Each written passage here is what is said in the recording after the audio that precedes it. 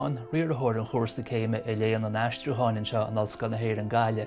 Sé seán té an chóirsa omláin fochéime sa tír I léon an aistriútháin agus chábhrí sin de is éonanta chuid deise an té a bhfuil spéis aige I nGaoth go mór spéis sa Gaeilge scríofa agus iscileann í aistriútháin agus chomáile sin a bheith is muoinú ar theachta dír ar dhéisianí fostaíochta sa réimse seo amachchan seo. Cúrsa chead bliana ar fad atá gceist. An bontáiste móratá leis go bhfuil blian omláin thaithí ábhaire agan sa tríú blian. Tá na micléin amach I n-oiliúintaí agus in eagraíochtaí éagsúla atá plé leis an aistriútháin go speisialta nó leis an Gaeilge go generalta agus is éontach an deise le aithne chuir ar dhaoine sa tionscail agus tanghálachaí an luachfaríanna a heasas chobe in dhé sin.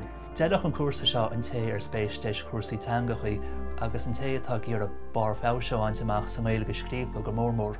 Tá deisianí fostaíochta san aistriútháin takeí chun cín go mór anois le tamil go bhlianta agus treisiú fós ar sin I ngáil ar stádas na Gaeilge san Aontas Eorpach agus deire bheith le chur leis an maolú ar an stádas sin as seo go ceann cúpla bliain. Tá micléin argóid agus céimí ar argóid éis deabannaí bhaintteach. Crothir me Gealáin, duine duna feiminí hanga a bhín scobarin san Acadaimh san tíobh seo tíre agus tá mise le feimime mar éascathóir agus sesiún seo agus mar theasa go ríomhaith tá curthaige ar leith I gahanana le bhúinseoir agus tá curthaige ar leith ogamsa agus tá mise féinne coppla rud a chur bhaim ag go thuas. Bheagán sibh tá léir siochan sin atá ina lí fallú. Bogagí a balla seo labhardal agus darna rud na labhardal ná bígí an mar sí an aca leis an duine chearna rútú caint leis na léhí go dtí seo. Tá muid geirí go mó éagsúlaachtain seo seans aithne chur gnéile, coppla fácail bheith agah le daile, mar sin bogagí balla seo labhardal, líonagí na spásanní agus bígí a caint le duine eile. Is jazz rud éagsúlaachta bhain? Nes tá mai cineal súr ar chopla duine ná bhfuil bogadí go fáil.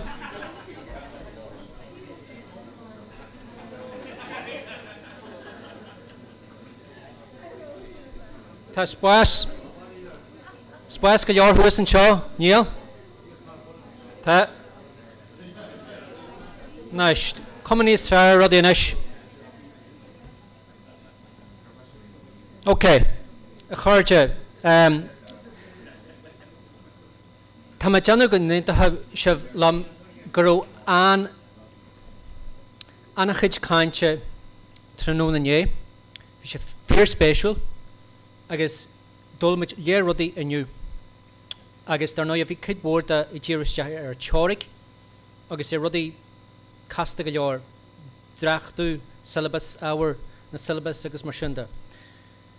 Nis tá muid go le éisteart le daine a bhfuil taithí acu ar chur bhaim na teoirice agus tá luthar orm ceathrar cainteoirí chur an mar náithne.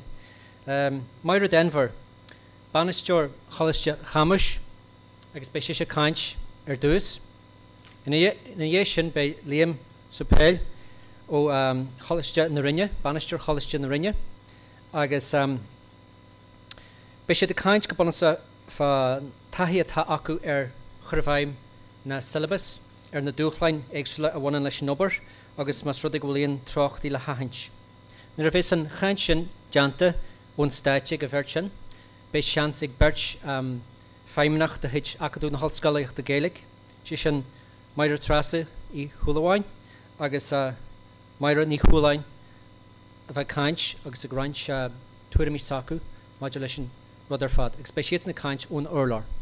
Agus bhí sé tharbheith úsaideach an sesiún plé a bhí agin ribh amlóin, mar sin ní bheith na cur a lethir seo róada agus be muid abalta a ríist go le ráist agus a bheith cuaibú le na chéile ag málar tú tuairimí ag fólamú na chéile agus tá súlas agam agus dearthain go nnéantaithe a hanana lam go bhfuil muid gurí theacht a níos le máiltaí céalmhara cin plán gníomhaíochta a rahas chun sothir de ahanana a bhíonn sig ag soláthar na gúrsaí seo. Mar sin, dhearthaime ar mhaire theacht agus tús a chur leis na cur a lethir, mai sibh.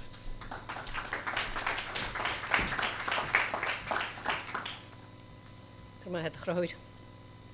Agus ní sé dearmad ar bháin gur teolínte go chuig nóméad a fuirmuid. So, cá me bheith gemacht an scipaí le cupfa puinte a fuc me amach. Ach sal dos me chorbe dhéanam comhdhálacha le dónal agus le neireann socht seminar mar seo a chuir fáil a plé na ábhair mar tá sé tharbheith tábhachtach go gneofar i tábhair seo dúisithe agus gá phlé mar táid fad a feolam agus bíon muid a feolam agus marmeach ócaidí mar se han.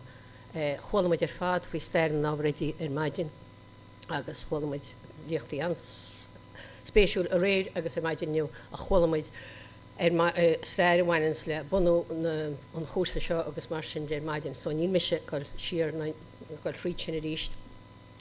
Cá me molla thuirt go na choláistí éideachais tocht an mar bhí trán agus bhí anchon tuairt go nimach an chósa seo go na ábhair agus molla thuirt go na choláistí éideachais agus go háirthéid go deire as go deibre im léana Bertie O'Hanvire ar rin na Ghaeilteachta, ní bhisteirinn. Ehananta sa thuirt dó Deireadh go réisian a héin agus édan rinne anán chuid chun an rúid seo chús le chéile. Sa meallach go bhfuil muid agus stáide bhfuil muid agus le cúna dé go mé muid díana dulchan cín. Ná, ó hála nar a fuirmise an nóta seo ar dús ó Acadaimh agus chuig nóméid leis mar bhfuil cebh sé le dtíana a chuig nóméid. So bheirta me díú na cúpla puinte dar lín ar bhí pléite aganne i gatha na cúrsaí, tá chéad chósa ó háirta choláiste chamis agus Díreoidh leis na cúrsaí nes na daoine éireann seo. Agus na puintí is mú a phléimar agus na moltaí is mór in mení ó me ríad na moltaí ach na rudí bhí muid géire i leis go méidir go dúr muid éarb. Tá an cúrsa héin le molla agus le molla go háirt go léhéide ar fáil agus bhí muid tu sé sin suas a blé tháinig sé suas a blé go dtí se. So níl me se gur fríd sin a ríist tá me go díú ar príomh foiintí atá tábhachtach. Deireadh détaí réabhréiteach níos fearr a dhéanamh ar na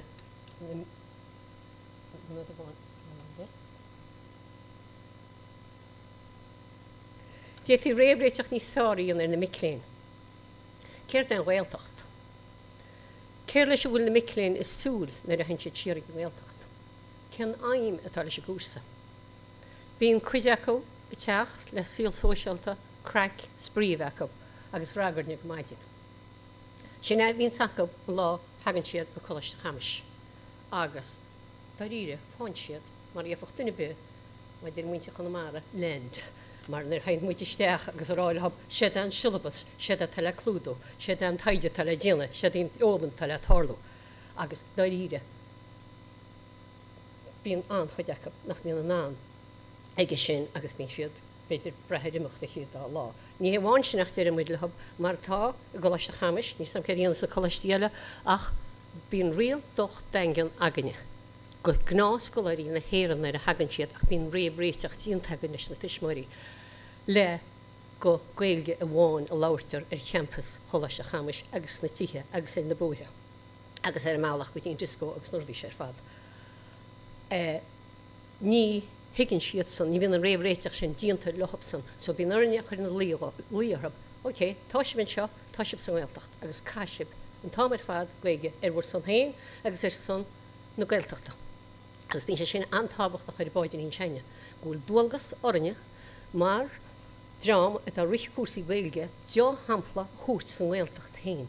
Mar sin ní rud má go me slúas micléin atá go le bheith na múintear yoga béarlóireacht goil sé na bóthaí náistis na tithe. So tá rial doch daingean. So bíon deacreacht acu ó bhfuil an gléic leis sin. So Deireadh an smaoine bhí muid a ráfaí sin, beidir go bhétaí ní me cinnte le bhgéisiiltha eisling ar maidin gus leid dáma tás na choláistí eiliúna le Gaeilgeolalam bhí muid a rá dá bhétaí cinál sa ranganí teagaisc sa choláistí so réabhréiteach go dúirí aber rang teagaisc ar ceirthíonn ó Ghaeltacht agus mar seide goach na teagascóirí ar fad glacham leis go mí ranganí teagaisc ag na micléin seo go bhétaí é sin an bheith mar ábhar a go bhí gohíisteach na ranganí agus go bléthach an teagascóir mar ábhar Gaeilge an lá sin cúrsa Ghaeilteachta agus go gcuireadh siad pointí fáil agus mar sin agus go bede an rud ar chórdó bheith díreoidh. Chuideoch se go mór lehab meallach sin. Ná, an dá a pointe agus maid camuid go le raige scipaí mar céad an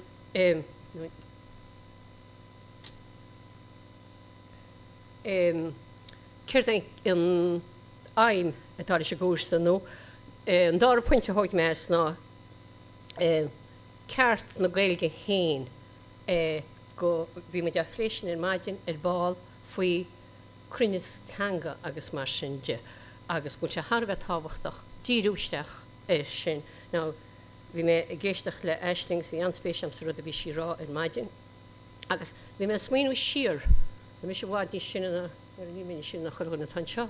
Me brehfuil de bhíal sí an sinna ar mar sin de ach na daine is óige, aber tháinig an cumar chuige an chur chuige cumarsáide isteach san Gaeilge na seachtaidí. Agus in áíre cathúmach nar a dhéile. Is dólam go muid ag buinte buchs leach dé go bhfuil an cúrsa cumarsáide agus an cúrsa cruinistanga mar a bhí an ribh á fósa le chéile sin nach i gcuirinse agus áíre múinteir maithe bith I bhí agan I riamh so go bin a rinn siad. Agus is maithan rud go muid teachtar a tuiscint inis mar idirchasóirí go binne an tauchaí, agus tá an go binne an tauchaí. Agus tá sé sin éige ag an scoláirí héin sna survéannaí a dhéanaan muide. Dhéanaan muid survé ar chur a chúrsa agus tagan an rutse suas an chéad rud a táhab. Eisteach go leor idir scoláirí meánscoile a bhín sa dhéanaan áirteist agus scoláirí na ábharidí sinna táhab na héinse go dtíon go bheol maid ís cuinis na Gaeilge. Tá sé sin a chamáile go go láthir nó ag leachtar leis go gaige láthran ach bhfuil cuinis na teanga antáhachtach. Ná an chéad faoin teile a bhí agan ná a gcuil go dtín cúrsa héin go chéblin, thóid me teas go hían má tas a go teas go hían.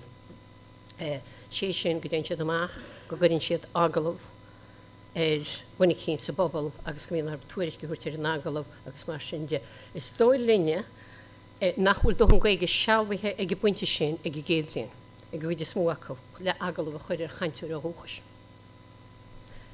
Tá ar a ggéire dalnaid le canúint na háite atá an difriúil an Gaeilge bhiste bhrúte take up héin agus an difriúil fiú óna go múinteirí Somáile nó óna go léachtóirí agus tá cuideach go fiú mar dúirt mé báil nar san Ghaelteachta riamh ná aon taithí tuaicheach.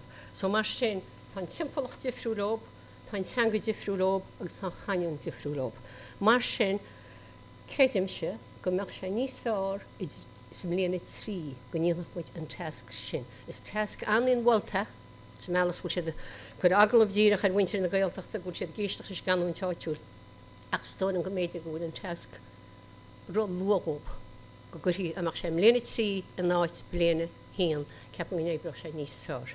Mar dúirt mé níl dohann Gaeilge a blethaí a chuir in ruit sin an tábhar an lá sin an a hábh sin.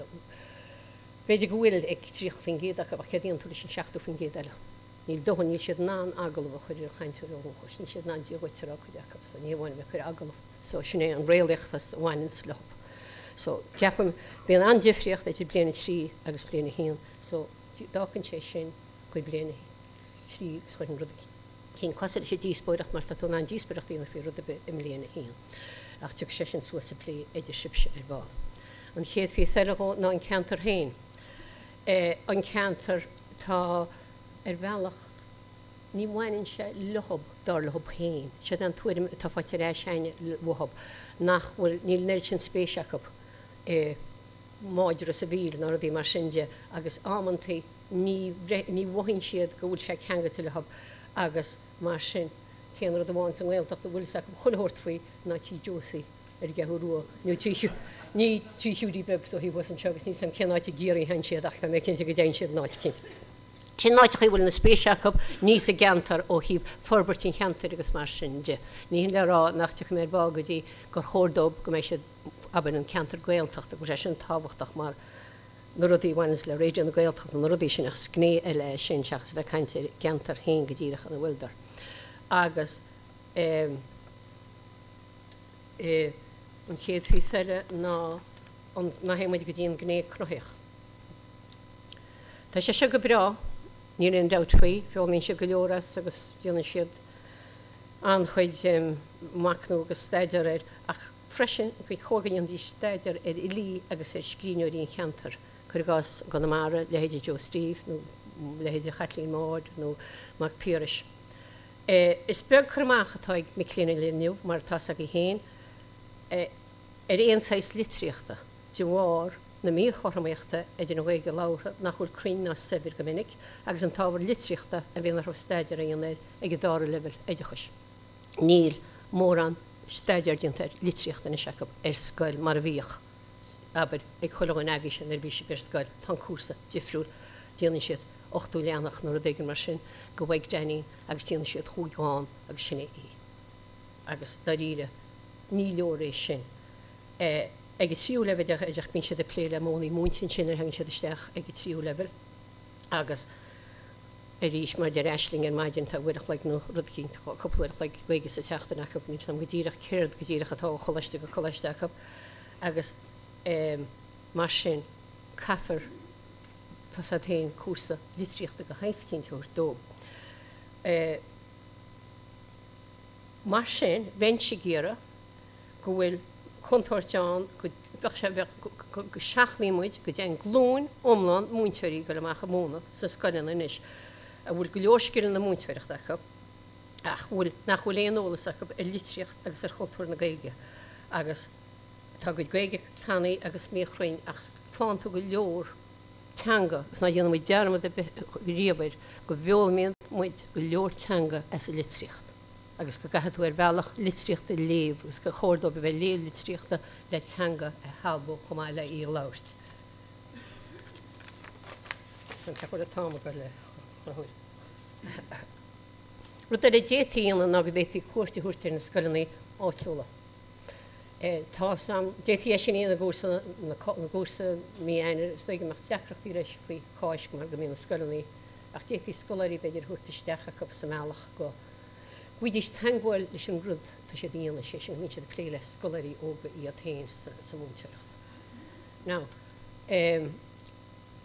dáir me hána faoi teas go héan agus an tagal Gaelteachta agáil go dtí bliana trí. Ná an tábhar eile atá a gúsa daríre agus phléimeid é seo le múinteirí mar bíon múinteirí bunscoil le múna na cuasaí seagaine agus bín siad guránach faoi méid tréimhsí le túirt gon OSAí tí an tábhar a dhéanaan siad gúil chuid tréimh sin mar sin agus gúil tionscla b dhéanana siad a bliana trí a dhéana aige ar dhéire. Agus dá leis na múinteirí bunscoile bhealach bhfuil an rutin státa inis sa mealach mai a bhfuil tírólaocht agus stair agus an tábhar seo le chéile is cosúil sa curriculum bunscoile má tá mé mécheart leis na múinteirí bunscoile má tá indenach bin seo mé cheartú. Bhfuil an dá trí bhfuil an ceart weisling tá an trí ábhar sin ceangata le chéile.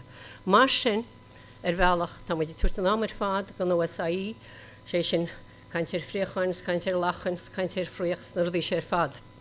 Ach céirt faoi ar dírólaocht agus sé ar fad gimimeachtar fud a dain níl éon múintear bunscoile go mólas ag buinte sin nach bhfuil tóga blion le lehab agus teistalíonna so bhealach tá tírólaocht chutáhacht a chéanna bhealach a íon hír scoile agus gan trocht ar stair.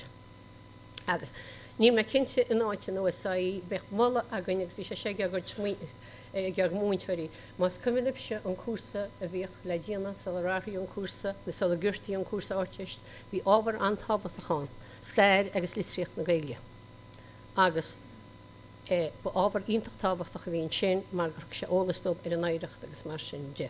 So beidir go cheart smíú ar gúrsa seo, na náit beidir an OSAí go níonanta duchiste go dúirí ar éis cúrsa is stair agus litríocht na Gaeilge mar a bhíoh, mar níl sé sin, níl an Gaeilge tacabanis lúnaithe i dada ar bhealach.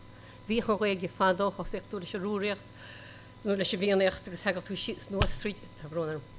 Hagat an nuasríide chuide stair go dtí gur tú ag Johnny Holwaig agus beidir go nearnam tú geara mar bhaintear meánscoileachta sin ar fada mé. So beidir go bhíú cuasa gear a chur le chéile go chuach ólas áithidób aber ag chéas ar tháinig an Gaeilge agus cá cén chúis go le Gaeilge chu tábhachtach dóin. Is beag go siúla a higann go bhfuil stair fá ada ag an Gaeilge, mar ní se dhéon ar scoile agus a riide sa deire sé an tólas dáidir sé scoile heasachó hána, ach ní sé seo ag múinteirí an léineh inis. Agus eiste go leor dionam héin tuga méid teacha fíor siad chola blion ar hain sé tír, mar jaagú teacha garúin. Ach dionam sleanna mar seo ar teacha fíor siad sála déir sé, ach gá blion áhann bhí me lehab, ní sa bhéh bhíad blion siad agus bhí me díonna písa ar bíorsach lehab. Agus réanús me ginseachtób, seadan is ribh an geúra blion áhain. Bhí me ginseachtób gur deacha fíor sin ó hir an seo scríbú an óráid héin a píorsach agus líamach píris agus páiricach píris go scríbad ar an óráid go an bhain rasnúidir go bélianús. Agus mar sin de agus tíar me ó an scéil is tícinn sib gethe ó don bhain rasa. Agus nóí. Ní chola éan nach bríomh hí chéad si rang na níos smú, me cheap gur chéad fichéil ar bhéide go beidir choírám a bhí an, agus ní chola riomh caiintir ó don bhain rasa. Agus an sin chum me siar, agus dút me fina finíní, ní chola siad fina finíní, beidir beirt. Chumid siar níos foiide, agus eiste go leor me siar go dtí 16 agus is begacha.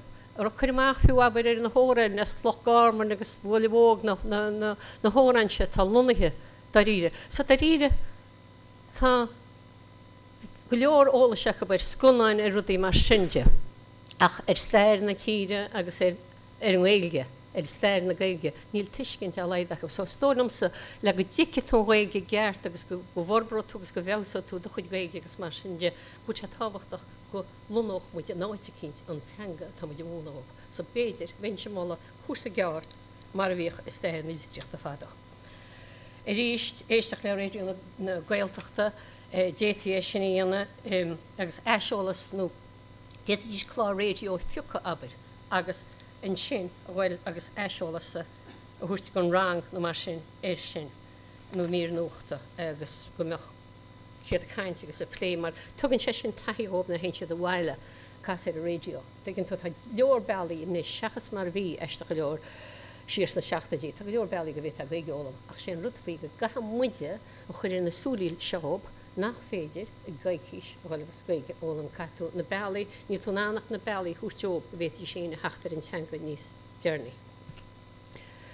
Agus nóí an seancheann, agus tá sé mar chéile ó bhí me héin i basúr óga Gaeilge scoil, agus go nolscoil, agus go meánscoil agus mar sin de, ná éidir natá an Gaeltacht an seo nach bhfuir muid freistal i gceart, níl an restal fórt a dhéana ar na miclín Gaeltachta, agus cinnte níl freistal a bir sa gúsa seo a gceart ar na miclín Gaeltachta.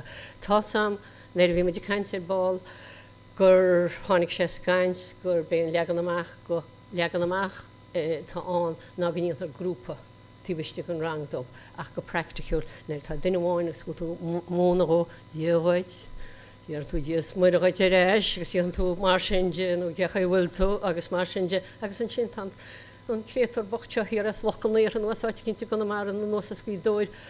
Agus gur níos mó Gaeilge cáilte gin ar bhí sé chéir blianana go ghuiis na ómas go leorach go brach. So tá sé sin beagnach sin an practicúlacht a bhaint leis. Tá tú géir iad seo bhúna agus snéad agus tá súla go ábhair leis an rudnús an Gaeltacht ó híh an nach nóideachais sin an bailí nótá chuirteach an Gaeltachtas mar sin de go gutha cúrsa ar fáil a bhéis go bhád ar chaidan ní sairde, go dosa sé náti chósa sé sin ag lebel duine tá an caint ina hanga héin. Ní hin le rá gúil éideachas sé san Gaeilge le go mééis an an level ceart éideachas seáil san Gaeilge. So go gutha cúrsa mar sin ar fáil go wintir na Gaeltachta, go wintir na Gaelscoilna, agus gon drám seo, agus níanam dearmad arab, tá an bha ag an Gaeilge agus bhfuil fónar a bhí ólam. Ba chóir go meach cúrsa, mar an íon for éis sin, tá táchaí ní mar a chéile an gná waclín ag an siar an Gaeltachta tá díana an chúrsa seo, agus an duine a bheits a gaile múna an Gaelscoil ná an gail Gaeltachta. Ní tá difriocht a réad agus gá túisce á níonar difriocht sa tréineil dób. sé is fearr go na scoilnaí Gaeltachta agus go na Gaelscoilna. Mar náiríre ní réon bhagan a bheith goil ar chúla téirma agus a bheith rá áit beisiad go brá. Ní bheith. Tá muid tógeal glún da ríre nach bhfuil litere, litreacht de geartacha. agus nach bhfuil an tólas ceartach ar I teanga a bhfuil siad a ggéar móna chríomh. So bhealach tá sé sin Harbheith tábhachtach, pointe an tábhachtachta. Agus ríist cné bunúsach na cúrsa seo an feasach teanga. Díreoidh agus sochangalacht nó ólas bhíonteanga agus mar sin agus tháinig sé sin trasna is an réachtaí ar maide, bhfuil sé an tábhachtach go meach ólas acab ar hangacha chamáile sin Gaeilge agus é lona bhfuil go sin. Agus mar dúirt mé báil tá sé tábhachtach go meach acab cén fá bhfuil méid fiúil an Gaeilge. Bhfuil sa cén fá bhfuil an béim, cén fá bhfuil sé dán. So tá na brona sem tá chuúna go maiid mí chepain. Cé méid ama na uirintí teagas sé ceist an tábhachtach, cé méid ama na uirintí teagas. Díreadh an Gaeilge ag na miclíonn seo a gahanna bliana. Tá mé cheapa bhfuir mit cinál freigra hais, mé cinnte go bhíró siad ní stearnaí ag cé méid ama tá acab sa choláistí eiliúna I gceart. Bhfuil seansán bhfuil na chuide smó san obair fácunis faoin na cúrsaí Gaeltachta. Sin mé cheapa go leis gceist sin beag nach a scar muid ar maide, gur a ceisteán chuirúin cheist, agus tá sé scríomhtain seo hamsa, an bhfuil an seansán bhfuil na chuide smó san obair inis ó híh na Gaeilge fácuil faoin na cúrsaí Gaeltachta agus le ríre níor cheart go meach maidirethe. Chóir bheith díreadh go thomláin ar I teanga agus ábhar mar álaíonn agus áréil agus mar sinne ágáil ar lár. Tuigeann tú bhfuil muid díanana ábhar eile chomá leis teanga. Nar bhfuil aine caiiciis agus a cháisc baintéas tá muid tá táma an ortach. Ná tá an go mín siad tíor faoi cháisc agus mar sinne ach bíonn se an deachar ina chéasta iad a chuir díúisteachar so bhealach tean muid ar bhlach má méanana lásin agus mar sin dé maidirtha mar bíon chuideach bíon éileh a bíon chuideach ggéir ag na seaarmanis creide agus mar sin agus catú tan ceart go lictar a hobagus mar sin. So de ríre má thugann chuir fís am amach tá sé ar an gáin chuid. So mar sin I d'astíon Plé scuilte mucánta faoin na bailí a bhfuil muid déile leis an Gaeilge dábhar éidirna tíre. Má tá níos mú cainteoirí Gaeilge le bheith fáilte tí seo faoin strateis bhí bliain be go leor a brethir an ábhar ide, mar snéad a thuairsa na gasúile agus é muine go dúanga sí sa tochaí. Agus an cheistearnach agus féidir leis a grúpa é seo Plé or chóir tá cháiste meachta ní ceanna le fáil per am tá chéad ceann or chóir na ECT na puintí seo nó marcnaí seo a bheith ar fáil an chósta Gaeltachta héin. Tuigeann tú ar chóir dúin chuide go na hábhar mar go níoch sin na Soláthróirí chud se luach níos áireach a héin ar bhús Gaeltachta ru tá Harbheith tábhachtach.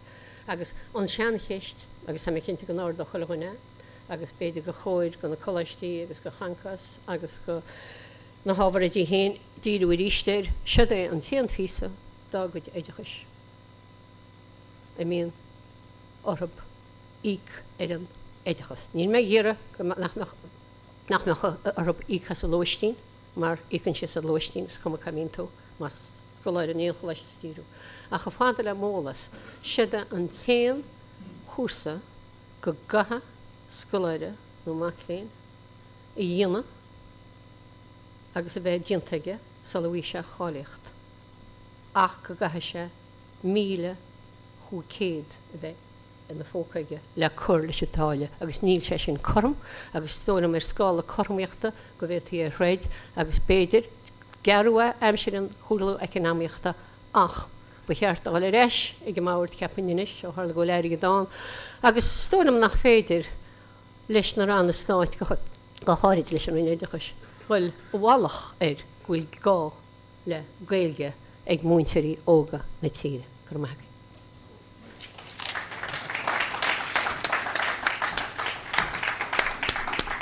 Míle mar go bhhaige teagin le gur bhhad níos múna chuig nó caiintin sin a buú mór éisteacht nuair tá irid puintí ábhartha deantaigh daine bhfuil fisa ríthe aici.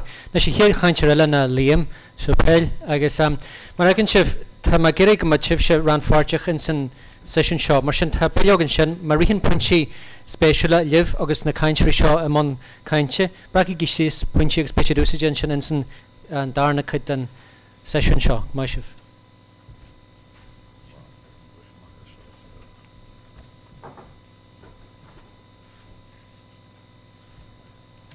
Okay.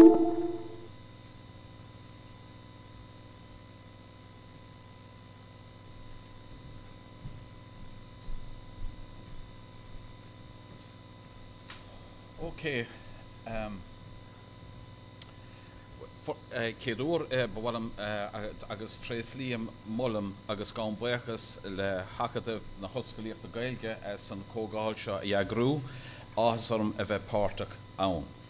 Ibre dó ar a gurm cúpla nóméad cainte dhéanamh mar ar cúra an choláiste seo gine agus an son beidir cúpla rád nó cúpla pointe a thabhairt an tréimh se fálamach san Gaeltacht ón ardéimhna dhé.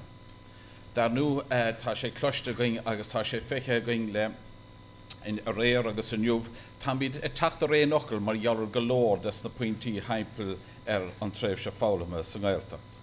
So gan na hiile muile déana míad cúpla slán an sa hispántíh ó héh choláiste na ringe hí sa bartláige déise mún an focail déise sin focail a cloistear I barca crócaí go héim caig a bblion nó mar sin. Agus buine sé le an áthagaine Gaeltacht na néise an sa hís. So ifar a héin just cúra an choláiste, bunaíodh an choláiste 9 has ní bar amach le cúrsaí saoraigh an uair sin, bhíoh rangan ar siúil in 9 9 but in 9 bhí choláiste eagartha ann. Agus ó 9 a raig tá na choláistí agus na cúrsaí saoraigh ar siúil I gláis na ringe. Agus in 9 bunaíodh scoil Tríú Leibhéal de fáistí san 5 bhfuil sé ó rang agus leanan an scoil cónathe sin a raig go dtíon lá tá nniuháin tag an scoláirí cúin ó go chéan áit sa tír agus bíonn siad ling ó bhean fór go deir bealtainna go chéan bblion. In 9 bunaíodh déan scoil na mún, seo an scoil saoraigh is fuinne bunathe in éiring. Agus leanan sé go dtíon lá tá nniuháin agus tag an daoine ó cíanas ó cúngar can siad 7 ling sa choláiste a plé téimí agus léachtaí agus imeachtaí ar cheol áráníocht agus mar sin de ag deir a lúnas a go héan bblion. Agus le blianta beaga nús tá bunscoil agus meánscoil na caitheamh 3 nó 5 lá I gaitheamh na bliana ling. Tagann siad agus fanan siad ling agus bíon clár lecha macha going dómh. Agus tá an téalamh ar seo a méadú go bhheictar dúine. Agus im líana inis tá daoine agus scolanna loragaring díreoisteach ar obair na háteiste. Agus tá siad tá daoine de dhearra 7 agus mar sin de linné sin I dhéanamh. Agus cós tá na hOllscolaíochta going ó hús an san leis an tréimh se fálamach bhí mar stí agus tá míad anna hásta lei seo tá sé dul roiig go madúing ach tá sé fíorthachtaach mar míadna an Gaeltacht is lú ar a mór hir péisceile agus nuair a tháinig na hOllscolaíochta cúin céadúr thug sé anna bhísneach de locht na Gaeilge in san ceantar a gine go raibh le héadí seo teacht ar chóir na Gaeilge a ríist. As bíon SCG OCG ar siúla gin sé seo na mútóirí tá cála thar lear agus bíonn siad sanna going tríú cearbhátha in aine bliana. Agus taobh lei sin bíon micléing idirnáisiúnta tá cethar tá ceithre nó 5 de 7 bliana is go mbíonn daoine going fe 7 agus is micléing idirnáisiúnta iad. Agus tá tóir ar seo agus éileh na léitheanta seo. Agus tá an choláiste úsáidigh ag go leor daoine seo cumann luach le scoil de cóilta na mún ag cruinniú agus cruinnithe eagartha going sa choláiste. Taobh lei sin is féidiring sa choláiste imeachtaí eile chur bon agus comhdhálacha agus tá mé molla níos go mbeadh an comhdháil sin seo atá siúil sa himlíana go mbeadh sé siúil sa rangan bliain se cúing agus go bheith isagah cad é an teistilí dhéanam mar iné. Agus bíon seola leabhar going agus go leor imeachtaí eile ar siúla going sa choláiste, bíon an lein bhuí iris leabhar Gaeltachta na bhfuil scata eistí fáilte gach éon bliana a going is le 20 bliana nús agus tá míadna agus chláisteannaí a cabhrúla na héad sin. Agus tá leabhar an acadúla going tá PC a going ón tús na éagsúla agus tá scoláirí os na hOllscolaíochta a tacuing a déanasta déir tá doctúracht buinte amach agus tá cúpla duine tríis maistrucht a bhaint amach ar chuidas na lábhscríbhingí agus tá an bailúchán is smú de caintóirí na néise going haipil 600 úra clíg duine tafadar a sothe déanachs na 60 go dtí tús na 80. tá sécéad ó clí agus tá sé sin going de bicléing amachchansa. Agus dhéana mar oscailte fiúla an leabharann sin in 2015. Agus seo chláis nó ring inniuh. Ag riocht neamhrá búsach tá ann le stádas carannachta agus tá an chláistin san tá haingur fethe cúig achra haingur a gláiste agus tá an háis na goléir tí fé éon dhéanamháin mar is ferí na béaltaí is na ranna scatúin sin. So an tréis sé fála me san airtucht agus ón ár dehí a ríist mar a dúirt mé níos túisce tá an caint agus nó a dtí rá gomsa tá chuid bhal leis nó a dtí tá cloiste bu. Ifar a héin ceapan míid go bhfuil an cúrsa go hana anabá agus gur go bhfuil struchtúrán gur féidir plé leis, gur féidir dailá leis agus tá na mútóirí agus na bicléin go a gcuimne híos anna háasta leis an chur chuige sa bhúr lán. Ach má éachan tú an son agus má éachan tú an scála atá có inis dus na puintí don áteiste méach tá míad rába gur heipil grád a nád a dótá ag an levéil seo ag sin tréimh se fála. sé sin le rá tá anna chu déanta tá roinnt ebre le déana fós. Agus tá nú tásagann go léir gur obair idir lábha é seo agus lenfar de bheith chur agus a cúitimh leis na silabis onas gur féidirling bar feabhas a bhaint amach ó bliain go bliain. Tá nuas a gine ag sara hagan na scoláirí go raidís líne go dtí gael cultúr agus líne siad amach ceisnórdúin. Agus tá spáin an ceisnóir sin dóibh agus dúin cábhfuil siad ó thaobh na Gaeilge cad éon caighdeán atá có. Bíonn sé sinna going sara hagan siad agus bíonn sé ag gine anas go féling rangú agus tuiscint do bhaint amach. Agus an son ag deire seachtainna héin bíonn ceisnóir eile going. Agus an rud a hálíonn an son ná chur bhí ceisnóir chulasíonna mar a rinne seachtainna bunathe an obair atá lecha síos sa chlár más ná. Agus son iarmí dotha catá bhua den tachtan in ísin bhfuil éad eile le go bhaid níos díreú isteach ar. Taobh des na fráma den bráma ebre atá ann. Agus an son ag deireadh na cúrsa bíonn ceisnóir eile a féchann siar ar an rud a fad. Agus bailítar an tóla sin agus déana mína ar níireacht féchann cad dhéanamar a bhí bulas ceann, cad dhéanamar a bhí má agus conas agus tamína a fálam taobh den córas sin hí. Cad a bhín ar orga có? Gramada. Agus 8 féin géad có gramada. Sin an rud a hagna neist. A ríist ba éacham idir agus idir tacht cúin. Sara hagan siad an sá go dtí an choláiste. Nuair a hagan síisteach an céadí chun bhí ceistir cad leis a bhaid a súil. Fai. Céan fágúil se an sá. Cetí bátaí dómh a bheith ann. Ní bhíon isacu décúisgúil siad an sá. Nó décúis. So tá sé tácht a dúin go léir slí bháinir slíile go bheith réomhóras acu. Sara hagan siad ar céan fáin agus go rud eisceachtúil agus rud anna haimúla sethe dul chun na Gaeltachta. Agus an son bíonn siad ar lámhhisneach agus bíonn deacha atá dúilteach i le an cúrsa.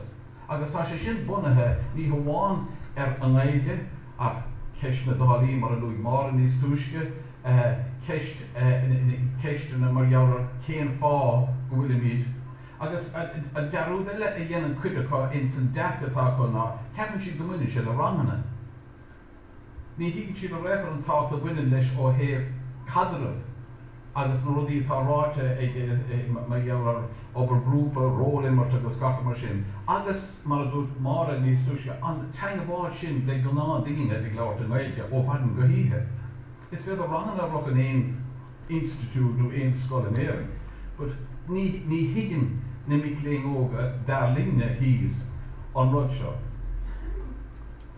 An son rointas na faigan a gin tá dtíana rá ní a bhám a gin obair na hOllscoile tá tionscan na déanamh gom agus ní bhór mar éon am séar chun é sin dhéanamh. So tá bhíon rá ní bhuine sé sin leis an gcúrsa seo agus is díon cúrsa tá an sa. Agus ní bhecha áma le héad sin, bud an son bí dúirteachas a bhaint leis. So, cá bhí díocht dhéanamh na rudí seo a tharú, an rud a tharlaí ná tá post part-timesre agam, cá mé dul bhile. Well, now, mar ostóir tá sa gom má chum má hagan fostí cúm agus tuim sé cúpla mí fógra iad a dheois dhéanamh, ní hagan sé sin i gceist. Five eile darling is fad an cúrsa, ní leor caicís, agus tá sé seabháte, so ní bheith an siúir sin. Dar nu is sa stratéis bheith bliana le na Gaeilge, bhí na micléisio le tríú a chapas an airteacht. Sun bheith toragad, sun bheith is a good camefa. But tá sé síos go dtí caicís. Agus dar nu mar atá sé rólas i tá rólas i gceist na dtíana an sa bhíonn tú tá an ceist seo mar dhearr bheith láthair. I mean, bhí duine hí sa gine is cúrsa bháin agus fuair an seanachar bás faoi sa cúrsa. So, I think an aibbe tá ann ná má bhíon duine láthair agus muna bhfuil an cúrsa comhdhálacha, tá tú baint ó hácht an cúrsa. Agus ní bhíonn sé bóra mar dhearr na daoine imíonn is ceist ó féine. But can mar dhearr na daoine hafannacht? Ha bhí na déanamh é gcóra na daoine hafannacht, má ha mí chun scuile le daoine agus daoine eile fracht. Agus tá sig an saoil ní caicís atá bhtha a tríú. Ceannas na tuairimí a bhí gine ná gur ceartúin iad a háirteisteach ribhlón an lá teachta agus iad a scuile a bhaile tréislón an lá imeachta. Agus caróg sé le cuide sin mar as órdín cagan siad isteach agus bíon ar a fanún thairíthe chun dul bhaile an bhadan dar gom. Is ní réon bhrí leis. But dá léon fi le héad seo béad go mbeadh go bhaidhí dá lá leis taobhistí dins na cúrsaí atá le amach dómh. Ach tá mé búrtha agus tá míad na híoscarásnú i búrtha mar dhearr daoine bheith a dul bhaile faoi an cúrsa agus is sunda ar níhí dhéanamh ó tá jobba le déanamh go mar na mara. But tá trí lá caiite go leis. But can mé na daoine a dhéanamh cúrsa a fad. So, can mí sé bheith cuairmach nach néanamh mí sé ggóir na daoine tá cholína na rialacha. An rud a bhína testáil nó an eisce go míadne, an rud a dhéanamh an cúrsa dómh, dar linge, tún sé misneachtómh. Misneach i lenne Gaeilge, agus dar nu ní buine sé leis an éige bháin agus le cultúr, tradiisiún agus éireacht chomh mar tá sin go léir fitte fúide. So buine sé le misneachtómh. Buine sé freisin le munín. Déirí daoine tú tá mé bhd níos muníní inis i lenne Gaeilge. Nú tá mé dul sa tró sin. Agus tugann sé sin misneach dúine mar chláiste mar motórias mar sin le go bheith hí go dúine an dul an ceann sin. Agus dar nu tá go leor de nó tá an cabhair sin testáil go déal a cóchas mar sin. So sin go cuid má tá éon ceisteanna, so níl agus an son. Go maithre.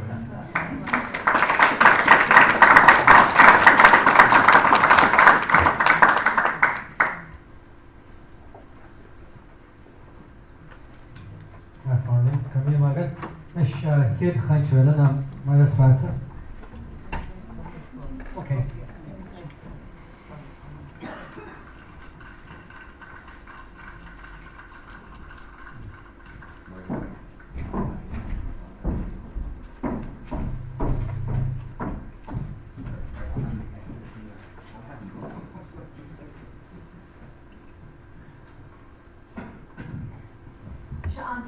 Wasn't Chinese, but the whole horse, the music small, got a raw, we was rock the Charlotte body dancers, Charlotte Liam. Agus, but other mission Johnson and Hall my Mazen, Ashling raw, go hig known to be Bonskalisha. Go ahead, you spray give a acap, leva inul, agus leva nam, an iron, a yellow professional mar Lunti. Agus, Marshin. An rud gur bhhail an sí an inis agus ní chuine mis níos fáidirship nach chuúid. Ná bhíon smoltaí atá an gus na chohaistí éitechais.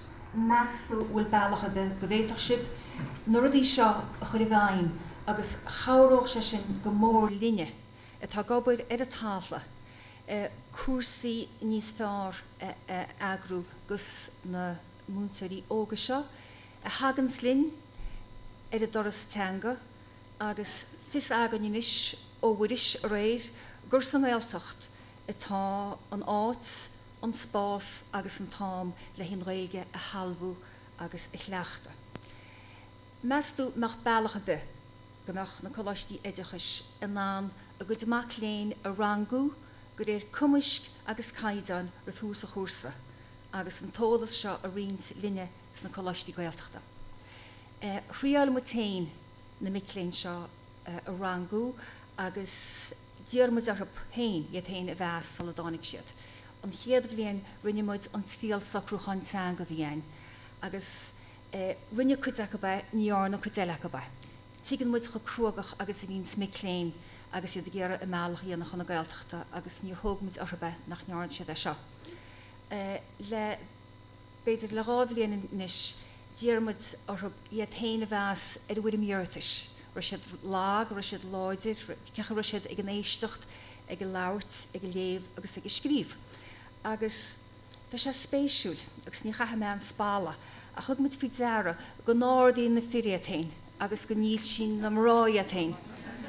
Agus tása go cad a hálíns beidir go bin an síl ach tása go cad a hálíns gon té ístín sa hain.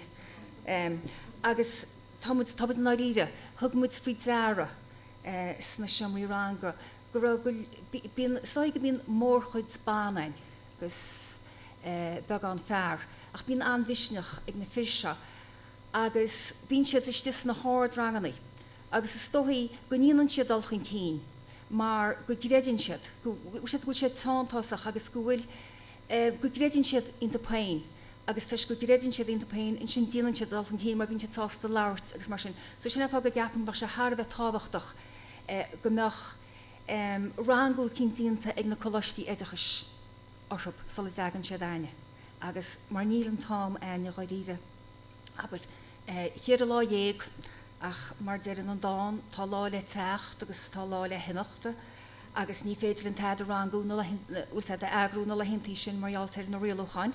Agus an sin bíon an lá le dí céilean mar caiise sin a bhain freisin. Go minic tugann muid fi deara go bíon go leor sprí agus scléipéidir a gceist an chéad hopla lá agus go bíon sé deachar mór an dulchan cííana. So bhór aine an rangú sin mas féidir. Tá sé seo luat a hána ach ríist buailimsa a chreisiú. Ar bhéidir leis na Coláistí Oidíachais ribhthús an chósa, réasúntacht na gúrsaí Gaeltachta a bhíonn agus na micléin, agus cabhrú le thub aimimení agus spiricaní a legan síos go péin a bheits le baint amach acu rí chósa. Tá sam go se lutas na silibis gur líne a sinníana, gur leis go láiste Gaeltachta a sinníana ag tús an chósa a ríist níl an támán. Agus beidir go dúirne sin céimeach an cín mar rud a cinnta luá mar is réid agus bhí hé agus líise caiint fi freisin ná stráitií fólam a beidir a thuirtóp le cabhrú lob roiile an fólame. Agus in sin na ilech siad ar a gúrsa hééis an chósa na bhéidir si go taráise ag go láiste Oidíachais stráitií fólam a thuirtóp ríist le cúna thuirtóp an Gaeilge a dólam siad a chleachta. Jeapan mar sin Harbh cabhrach búne. I ríist tre se luat a hána ach ar a bhéidir ar a bhiú ábhar an bhaidúil Gaeilge sa go láiste Oidíachais a chóthú ní bubú le hábhar na silibis effigiúla. Tá sam nach mar chéile an cúrsa vín arsúl a na Coláistí Oidíachais ach is mar chéile an silibis Gaeltachta atásúl. Agus mar sin is dóilamsa gannach na micléin ní behamanta gon chósa agus go na tascaní á bheith dís ceangal idir an rud a tarsúla cub agus an rud a tarsúlaine san Gaeltacht. An rud dearnach gur bhailamsa agus luama ar maidin agus beidir gur sé gceist ag édan beidir a seo dhéanana sa blé níos dearnaí. Ach caihan muid go leor ama i dtína meastóireacht ar na micléin ar atá siad san Gaeltacht, agus caihan siadsan go leor ama i dtína meastóireacht ar agus fólam a héin. Buailimsa dámach sé seo indianta. Agus is cumlam mar bhfuil sé go fáil ECTSS, mar tá sé sin sort pléite an hána gúil sé beidir an deachar sin a chuir bhaim. Ach bhhalamsa rámeach deis ag micléin gacha bhfuil sealbhú Acadamh san Ghaeltacht. I léadú is scrúdú cainte agus gomach sé sin i teacht, gomach an scrúdú cainte i teacht leis an gur chuige teagasc a bhíú ach leachta aine san Ghaeltacht. Mar hampla, ní bhíon filtráin fólam Acadamh agus tain siad arás ach deireann siad lumsa gur a tuairisciúireacht a bhíonn siad an rud a hála seachas a caint beidir go cummarsáideach faoin rud a hála. Mar hampla, bhíon an bhéim an rólimirt agus tá rólimirt antáhachtach le haid teanga na cummarsáide thuirteach an cín agus tá san fad go bin a bhín sa tastal bhain múntair bonscala. Feicir ramsa, na bhín mis plé leis an mó áirdeach le grúpiile, bhín marrálam hain, deireadh me gúnaí leb, ceap bhfuil mé anna seo, mar tá sé droch féasach an mó áirdeach úsáid nach chuil. A bháin le múntaí bonscala. sé le múntaí bonscala an téin rám bháin hín sa tuairt áirdacha nach iad, dúna doras, crochta chóta, rusad. Le chuile an eile bín rá ar bhiste leat. So ga bhrí sin tan móáirdaach bhfuil said imi sala dasín tó chaidirbe. Freisin a chuir ceistnaí, caihan an múntar bonscala go leor ama a chuir ceistnaí ar na gasúr. So ga bhrí sin ba bhrálamsa agus is dá an bhaise am stoid a gínseach go éine cin scrúdú cainte bhas na choláistí éidechas. Ach bhfuilm go meach ról imirt le dtíon Acadamh sa scrúdú cainte. Síomh scoile, múntar agus príomhaide. Múntóir agus tuismethóir, múntóir agus gasúr. Bhfuilm sa gomach sé sin sa scrúdú cainte. Luamáide an tasc a bhín le dtíon Acadamh. An tasc seo a bheith golbhú ceachta, a bheith chuir tasc tá tasc sin dúlánach. Ach bhfuilm sa gomach sé go dhéise go sin beidir an rud sin a bhúna os cóir an scrúdathra, an ceachta chuir siad le chéile, an ponán, chuide an fonán sin a bhúna seachas díreach a bheith a tuairisciúir. Agus Gaeilge na Ghaeilteachta agus an Táglamh. Is smáilm sa caiimar aga pásanta an deise ans an tábhar éide labhairt le muintir na háite, mar is dóilm gur gníomhaíocht gur tá sé céalhar, tá sé de labhairt le muintir atí agus tá sé de caint le hub fi rud a cíns atá ábharach agus is gníomhaíocht chéalatá chaíre. Agus sin a bhín sarsúlan sa gur chuidir cummarsáideach. Ach bhfuilm sin nuair atá siad a chuir a láthais toirí a daide, go méidir go gasadís an písa a hefad siad. Agus go gur fí ceisnearab, faoin tuiscint take ar na focaile, ar a ganúnt, ar na nahannaí, seachas díreach a bheith tuairisciú. Agus tá mi sé tharbheith bródúil go bhfuil muid is Acadamh a pléile ábhair is even bethe an bhúntóra is dóibh hín sa plé le gasú bonscala, ach is priviléid mhór goinne freisin a bheith gobar leis na ábhair seo agus iad a gail idiró an gaiirim mhuasal seo. Gur míle maithagaí.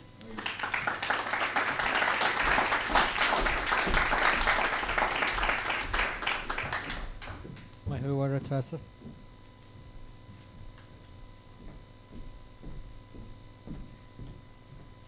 Níl thead a focaí le rám sa faoináis.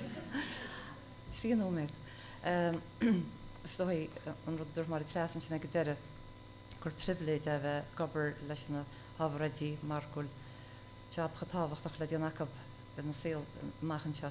Stoi go bhíon na gcónaí rá cé go míon muid gearán fóthub agus a caint ar an gaid an Gaeilge Acadamh bus mar sin agus beidir beag an diúltach mar sin héin chunín siad ógan duine bíon na gcónaí ará sin gúil chola cheanál dearc Acadamh faoin saoil agus go gahanbid dearcha iad san na hiiscint freisin agus go bhfuil siad óg agus ní hagan céal ra bhís agus na rudéis sin ar fad ach is dóigh go bin ceann na rudí móra an dearcha a bhíon Acadamh ní mór an is féidir íana sa gaicíis sin faoi in na dréimhse eilúna agus más féidir linne an dearc go take arú is rud mar mílsacha agus is tá duine déine anchasta agus nar hagan slómór ábharidí cha fada leat tá tú déile le cholichinál pásantach cholichinál duine agus cahar cuomhnóir na rudí sin ar fad agus ní jobbaisce bheith fólam éontanga. Tá sé deachar éontanga ólam agus beidir uirintí go mín daoine súla míúiltí ar a hain siad cha fada leis an nGaeltacht agus go darlóchail rodach ní háló. Agus stohí bíon muid mar a dúirt mar Denver rial na Gaeilge ulas bíon muid díon fisin go leirach siad Gaeilge ach tá sé an deachar a bheith a ní daoine fásta agus chama arnú níl an teanga acab ag cuideacail le cummarsáid dhéana agus tá cummarsáid an táhachtach go mar siad an cummarsáid ag gana le chéile ar dúspáire. An sin tá rudán canál gana bhechar bíon muidiráile túhéine bheith siar leis mar a láiríonn tús mar a gleachan túach a Gaeilge agus an de se hapú agus mar sin de ach is tóhí díana mar a dúirt muir sé réir tá a géad teanga an béirle tá sé dam sa gréí agus tá sé dechar uair é sin áú agus an chéad chapla lán ar a hagan siad bíon an rudán go mín siad tá sé tarsúil a bheith géisteach le nó gur bheith fólam teanga nún a riide tá rudí sin ar fad a gceist. Sohí maidir leis an syllabus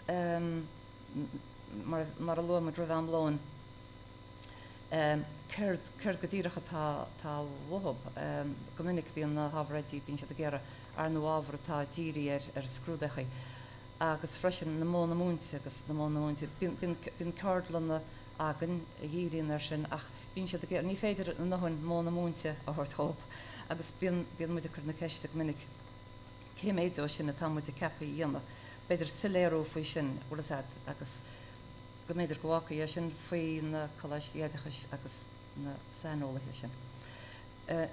Pointú nó faoin rangú a ríist, bíon na micléin bíon siad a ggéire bheith na go cáirde, bíon siad a leannachta chéile, bíon siad a ggéire bheith a rang céanna, nó bíon siad a ggéire bheith a rang ífa, mar sí cholamid go bhí ífa múinte ar sár sa Ghaeloiste se agus bháilinn bheith na rang.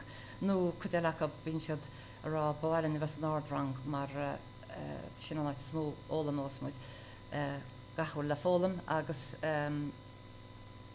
ní eileann na ranganna iad a bhín mín siad intú go minic. Agus an rud céanna faoi an réomhhalbhúcháin óna Ghaeloideachais sala dagan siad. Tuiscin te bheith ar na spricanaí tá i gceist agus iad a bheith a tuairt faoi deara nó stratéisí bheithú nó go gurí se ar na súla á réanas. Agus chamáile sin réal na Gaeilge beidir réal labhairt na Gaeilge bheith mínithe ó rihrééis sala dagan siad. Agus ní bheith an dachar beidir focail chuir na glóis freisin faoi beidir bheith began in céalhar ar a hain siad chun na Gaeltachta agus gan an nachhiúla chahamó agus go méidir nach féidir freistal ar an dárá ach ríist ní heag an céal ra bhís. Maidir leis a syllabus tan ceisgurt an seham bhfuil in jommarchas a syllabus agus tá seans go bhfuil ach mar sin héin bíon tú géire an méidir féidir le a bhaint amach. Ar nó bíon na micléin héin bíon se a cuatú na mína troma. Tá siil ginideach tá siil ginideach an mácanéal chlásla chuneiste agus rudaí bonúsach an sin nachhfuil arolalas chorbe acu ulas go bhharú go mór chluí lo sin agus é sinna bheith gart acu. Puinte nó bhile se an tíhile an scéal go míon chuideachú rá ó tána ceachtain is se róchasta roiachar.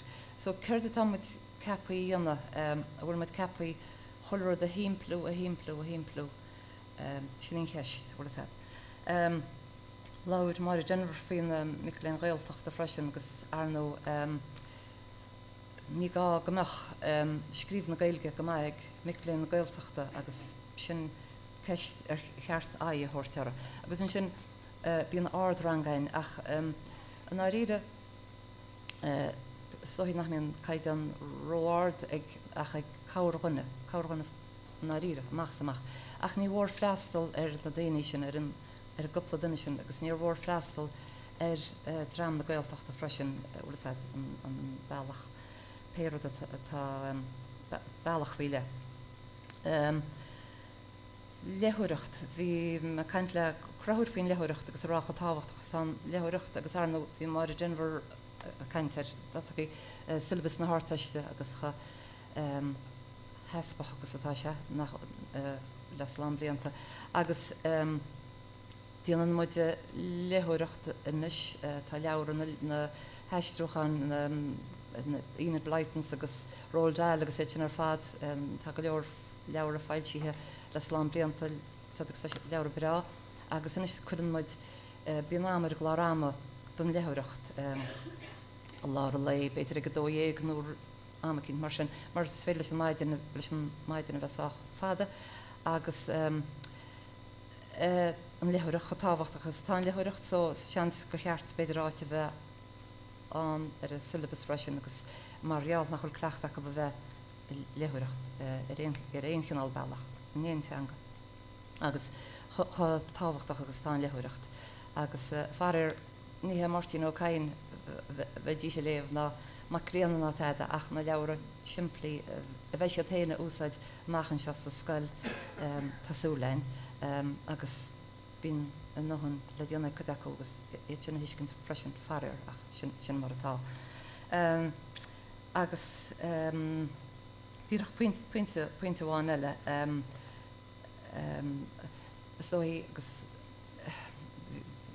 bhí caintear an gur chuige an dochtach agus mar sin agus sean spéisiúil ar fad leid go chur chuige agus na bailla éagsúla agus an bansúpas tá an freisin agus tá sé feiceáin agus tríáilte agus mar sin agus cabhríonn siad go mór agus heasach neartrodí mar sin. Ach so bíon cheismhór bhfuil má tá focail a litrú mícheart nó rud a cinn tá sé éasca go leor a leid sin cheartú ach nar a bhíon strachtúr omláin na nábartí mícheart agus mar sin cá dasín tú sin cheist a bhíon am agus cén chuí dúirtó faoi sin agus heastoch cheapan heach le chéile agus ábhar ranga a chuir le chéile le naid sin go mórhar. So sin é gur mí maithaigh agus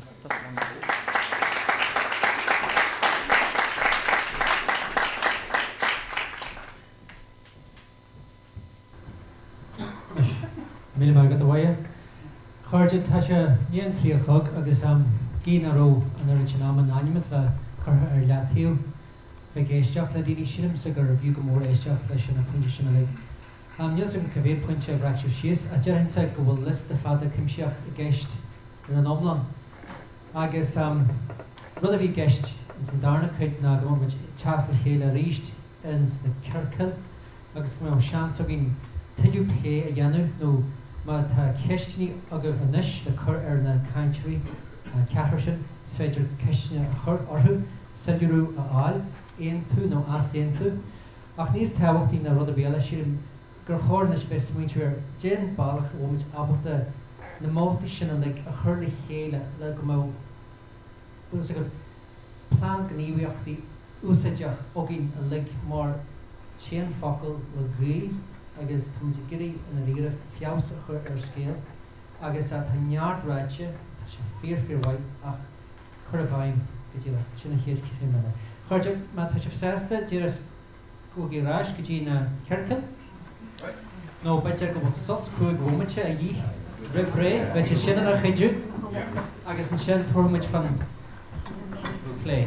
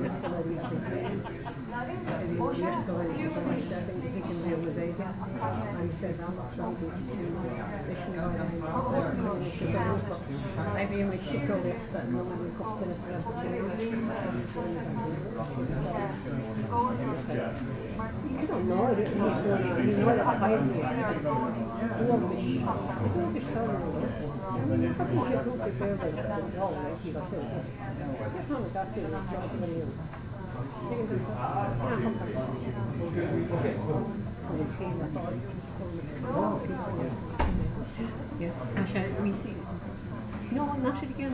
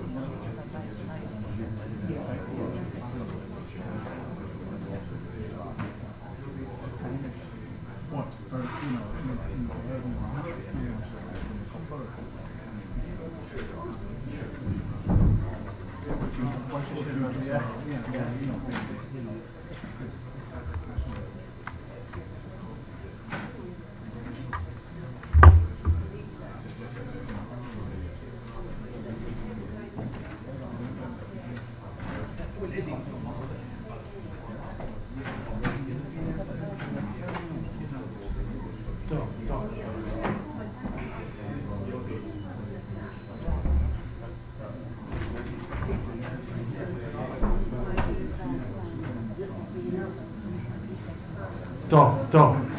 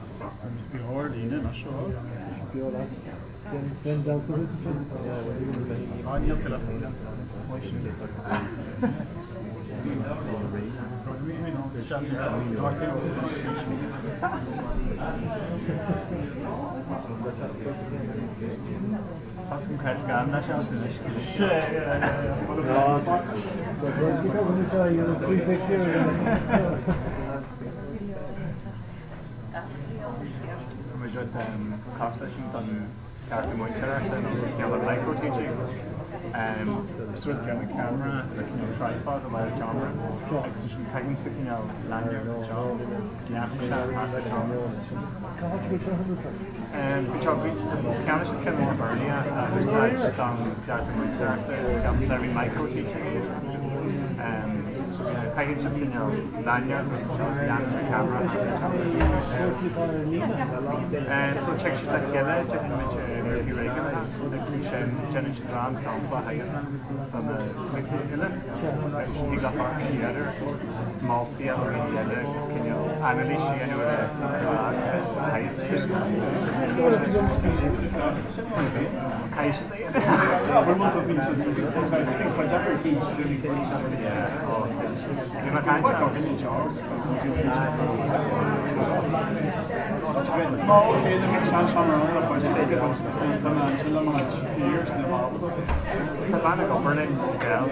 analyze Abu Dhabi by Queen Diana. She works the package, her making another and rang half of it. Her patient part like it in the Moonshine League. Such a multi like it. Listen, Jack Bernard. Practical, I know.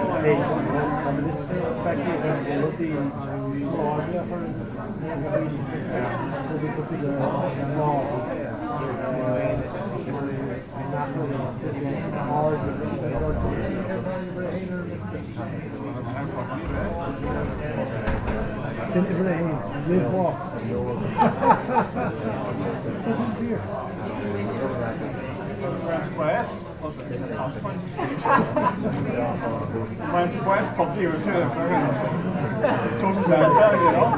They consequences on the line. Yeah.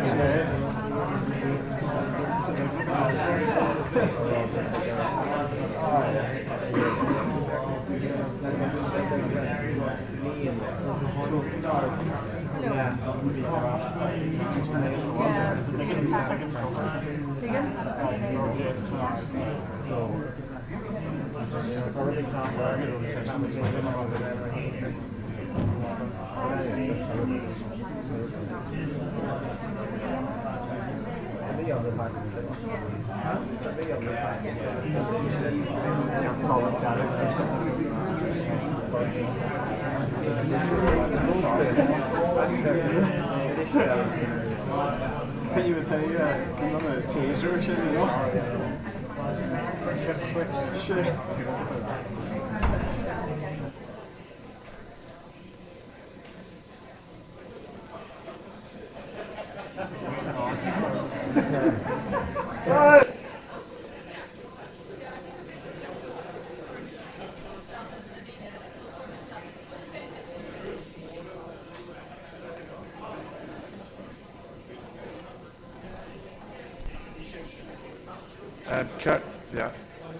Agadaimh, tá muid grad tasú inis.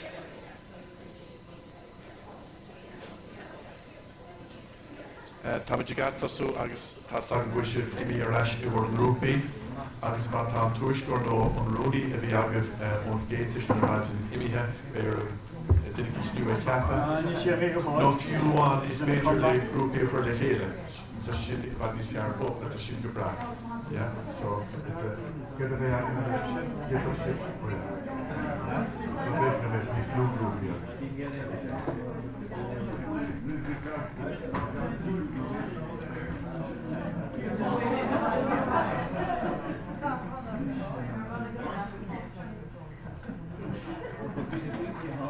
And it's been in the right of Brash Skippy, Lord, then we go over a slaw, the Gaeilge, Hashem or Stripper in Bajor. Create Jesus and show River Carol Club, Cagnor, African and Cairn, Tamage Geary, sort of anti-secants, of which the location of the area of Adamant Show. Tamage are a land of an lay, a roll in Richmond Shin. I said, Lord Roger and our rear free roll in which in you, and this is from Éagsúla when ye come out. So, a raver on the syllabus and Shin has been a land of 3 and Shin in the land who they map. The raver on the syllabus, how least more street have been roll in which. Agus fine tábhacht ná mar tarscríomh fiú rud a bit eile. Leictar béin ar na síomh na cumarsáide a bhínig na micléin sa réiteach mar hapla iad dodí offi an fuist dúirí airgad a thugan amach ar thucha can scoile mar hapla dúir a héint amach an scoile an chéad lágtar a bhúlann siad leis an bríomh éidealt an bhíonn siad a gúirí dodí an seomar ran a ceart. Ina síl pársanta mar hapla ar an barc imar hen dúir a bhíon timpiste acóid ar a bhíon orthú dodítí an taine timpistí agus éigeandáil agus ruile. So is it sin na síomhna a bhí na gceist ina síl mar Viclin, mar Ólamóí ina síl pársanta agus ruile. So an éontaíonn tú le tábhacht na ról imartha, cén fiútas a bhfuin léhí dar leat. Agus tá an dara céist an sin a bhfuil tú sásta leis na céimena a bhultar a leanúint, nis ní gáidíh dul ar eisc dtíana sulabis chun na céimena sin a léamh ríiseach bunan sé beidir le síomhégan a ránú na daoine a bhí na gceist, na ról a bhí na gceist, an réige a bhí na teastal ó na daoine sin sna síomhanna sin, an réige sin a bhúna den na micléin agus an sin an síomh a chruthú agus iad a chur ag rólimirt. sé sin go bonus an rud a háíú sin, so bhfuil tusa sásta leis an míú thugtar ar sin na syllabis agus cén tasaíocht agan tusa dorólimmirt I do chut rangana. So is féidir leh aithortir sin. Agus féidir an an céna déanaid an lehanach an íos sin obervertse mar obervertse agus rólimmirt ar bhealach an rud atá commótar etar an aga mín na miclinn ag leirslin na chéile, seach sa bheith ag éisteach leis an lúnseir agus ag freigurt ceisna sort duine éonar ag caideach go mín chuileganna ag leirte an an céine. So as féidir le bhínis máisiú duile just aithortir na ceisna sin ar feadh gáin ó trí nóid.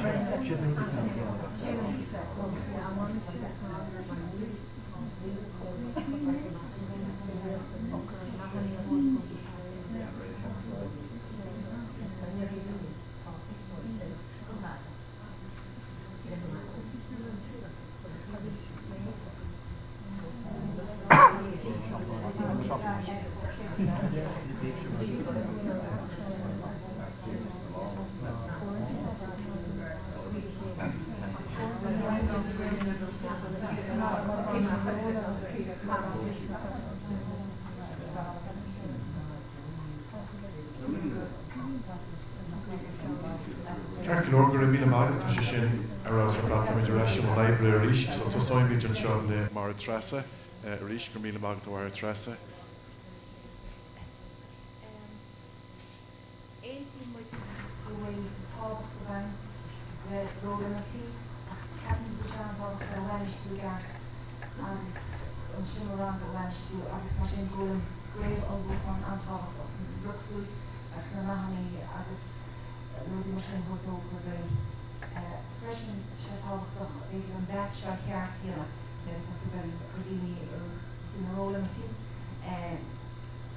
mar hat éidir an lád a bhéidir sin den ládí agus mar sin agus confiúntas bhhain leis bhfuil arnú í Michling Cains í an Mútar Cains íte forgat agus féinníir stúí teang agus mar sin ní bhúnta sí bhhain leis an béis má bhíon troch léige bach leachtan bhí le chéile agus le tá fiú cúigiúrán bhí sé deachas ámáil le í cheartú. Na sílaní ríist sílaní rachréalach mar hapla éigean coist ní hair daoine réidir níos nó díochtainn persona tá béit mar sin níos fearr. Leis na pártaí creidte as an AIB is féidir. Beidir sílaní a beidir bhhair sin an rang agus mar níos felony agus sné. Sin na cuimhne dom bhí maithléin éan líon an anna chós na hir le festival chós na éachta agus cúrsaí cheist Painéal bhfuil éon hól an doháil tin na áta seo. Agus tuí sin céad bhí á rudaí agus sé dhéir airge ógan an freigur a bhús sé go leor cábhas na taigh na háte. Chuireann an caiisteach bhí banisteoir bháine bhfuil sé níos éasca nó mar sin nó bhfuil bhfuil sé níos deachra róimirtí dhéanamh ná an gamlaí a róna ar an tradiisiúnta.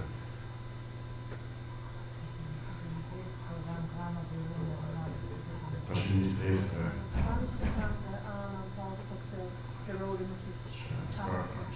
Scargaí mar trasúil an réomhór luchan an sin agus mas réon chat sin ar an roch Gaeilge bhí an leirteach nuair bhí de gróirt tú féidir an ruí dhéanamh sin riamh an róirt. An déh sé bheith cumarsáid sa rán gomach na bun struchtúir an a agus ar an uirtíháin in dhé sin déan sí potú ach is bailché ar rénos nó dearfa sa récom sa bhí an tongur teannas an mór an grannach nó an frasí a bheith teasta agus go míle agus héimis sin ar an grúpa mar bhhartras. Mar talúirte an sinné dan agus ag garid ó hín na réib cumarsáide. Go bhí mudcheist ná stoi go mran éfacht agus seachad an ró imar Leibhéal bonchléige atá ag amach léinn agus tá freisin ceanbhealach go dtugann tú an bonchom sanga sin go amach léinn le go mbeidh éfacht ó baint leis sa géadácht tá tréithe an bhíc léinn éanigist chum sanga persin tucht eistóireacht cúthalacht a bra ar éfacht an gnéithe sin ó curriculum. Tá sé tábhachtach maidir le féin buín chumáil a Gaeilge a chothú agus go gromhíonn sé teis go na mic léinn cúpaid is mó ar le bheith éanaach buntáiste óhaint as róimirt níos ó léanú túnta sa bheith sin páchaí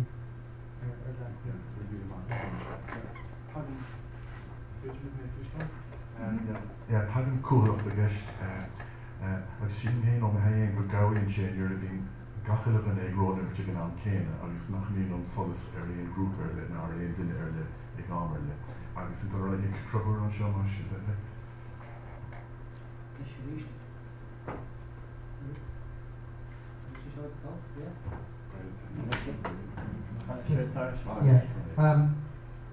As rudig go mar trí brú am am a gréad a fadcéile fa seo tá na puilse le bheith hena fin éting mu ggóil na ggólamtí antáhacht ar fad agus is maithir rud éagsúla na bhanaí agus sin actual ggólamtí chutarintí sin an ammaní go táta ard na maclín na víú ar híomhanna éagsúla na teangaí ar bheith a dhích agus na struchtúr chrí a chóirt agus cleachta dhéanamh agus níos muile sa bheith be si instantíú sin agus bain si dúsa de an teangaí chrí.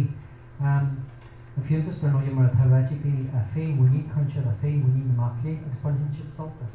Bain siad soltas mar neantarn rud a gceart agus i bhealach éitrim agus sin rud gcónaí bheitgurí na céimena atá bháil molta si faoi Grasaidir agus tinse nach go gaith clíáfa agus mar dúirt Ghaeilge sin antáhacht in sa tréimh sé réo chumarsáide mar sin áte bhfuil an dúchraid le leagans agus is staid criticúlatón agus clíris na trolintí agus bain tú parvas sa bhsin. Tosíocht a thugann tú do bhúlamirt mar híomside nó mábhata go leor am a chathú bar níos mó chathú a bhíon ar go díile a chuirteach ar an rán dóhhain na dóile agus dohhair sin na dís an tám. Agus tá leis dro an rimán probar agus na príomhachtaí a bhína go gathláiste Gaeilgeachta agus na príomhachtaí a bhína go múteir éonar os cór an seomar ranga agus na rudí is tábhachtaí dar leis an múteir sin. San ábhar takeíocht a freisin ag tásáid an gúil a leitstru a bhfuil tá rólamid struchtúra an in bhfuil an takes génta a chana hén ón córa idir na ran fartithe ach tá sí rólamid an freisin don na daoine is cumasaí agus tan sé sin a rís a reis an geiste bhna leis na mic na ranbúd a réir cumas agus na daoine is cumasaí níos mó síir sa bhór sóib agus na daoine is mó a bhfuil cabhair cheist a ruha rud ag an ní struchtúrtha a chuir fáildóibh. Síl freisin is cum na móna múte go léir nó na téime go léir tá ahananta agan tá antáhacht freisin a bunch leis an rud ag greidean an mútear an nó an rud nach greidean an mútear an. Is cum céir atá sa syllabus nó céir a bhultar mar a greidean plusa an tá seansán nach dhéana tú é. Is cum céir de géirí aon den le leat, is cum cén taidí tá déanta, is cum cé go éfachas tá bhfuil cinch de réir duine cin déan mar a greidean tú héana an tá seansán nach dhéana tú é. Bhfuil idir réon ocail bhfuil obair bhirte antáhachtach ar an mumcéine gur féidir le gatainna bheith ag labhairt ag an ancéine agus maidir leis an ráte sa táin sin beidir nach gadún Plé gur fear is fear dras a geall a gunta obair bhirte le fócus céir dhéanamh na dras a fad $8 seachran. Bhfuil aon den nachnétíí lei sin so táid léir so bog mé ráis mar sin go dtí an chéad ceann eile an cantar. Agus mar thuna siad an sin na samplaigh an chláir anna a chur mar rios war ggóir an sin ar maidin. Fecinn siad bhfuil ról an lárnach ag an téime sin an cantars na syllabis agus tá ráiteas seo ans na syllabis. Bei steisiún amháin ag gach láiste go gach maidin chun béime chur a rudaí a bhainein le an cantar. Agus seo an ceist an bhfuil an nómarcha béime ar an cantars na syllabis. Agus beidir an dar ceist a thógáil ag an céine an gurdan an téime an cantar deisiir fáil na gach láiste gréit go blas áitiúil a chur ar a chúrsa agus bar réir sin an runnan an cantar an runnan sé úthalacht ar gach láiste gréit mar leis na féidireachtaí a láiríonn sé a bhaine le logánacha an tíorgrach star na háide séirbhísí cúrsaí fosíochta sí fosíochta na yoga scríbhneoirí léachra áitiúla lán fátrún an Gaeilge cantar an chanúid agus riile. So ó le nómarcha béime ar an gantar nó ar chóir an bhéim a chur orthaí mar atá séas na syllabis. So ceist sin a bhóga.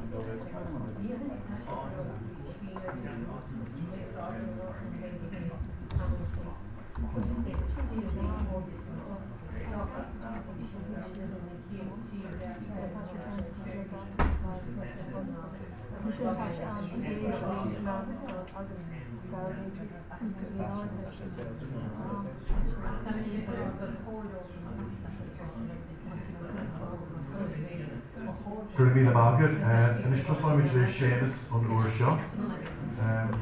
One of the number cabina an canter agus carefully magician and halachian on Cheann Na pointi vi in sin na rís marial ar chunsi amma, treib se caiici na chulbálacha chun amma leis gantar leis an ábhar chlúdú na ríide agus freisin go bhfuil ceistán a braid is bricrúpa tá I gceist cean laig seacha take leis an ábhar céir de chéalaín logan mar hampla chomhéin ina síl sa gantar gorásóp agus go mín de seacub idir chuid go ábhar a chlúdú faoi vír in dhéile gon chlár rénos mar leis a dára chuidín sin chuid go na mírannaí I capan muid atá ábharach an Gaeilge hain leithráú le scríbneoirí síaldín ógus an áit mar gur féidir le ggóhéics hain a hógeal na chorsanáideh maidir leis na gnéithe áiríte sin ach mar achan leis an tríú go cúnsaí ama go began na nimmerán tepan go den téma go bhí teachan cín agus an aspa cóhéics gon ógamóid. Agus trúbar an seo an seo le.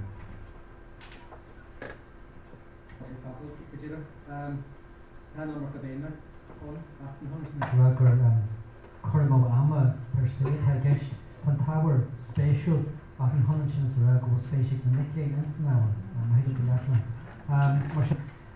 De ré mar mu go a dahí ar na chuirsa seo le an mu athruithe ar scéal agus ní Jurgen which an béime ar an ceantar mar héama inis mar tá tapata an téimiisi na chuda le íchainteir agus an donóide ábharí heachta ina bhfuil a cruisí ar an rudagus le a cúpla de níl chéan sa dóisisin.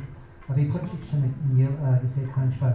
Thuglaíonn beidir smuintear seo feicistú mar rud a bhfuil ciidir leis na múnteirí bonscoile tuairt fan téama ina gcuid bonscoil na héana maihan seo agus an teanga chi úsáid sa dóisisin go ag fólam fan cheantar seo agus I gula dathí ar an dóid le tuairt fan téama seo mar ábhar bonscoile a maihan seo agus go sin bhfuil tá puinte go sin.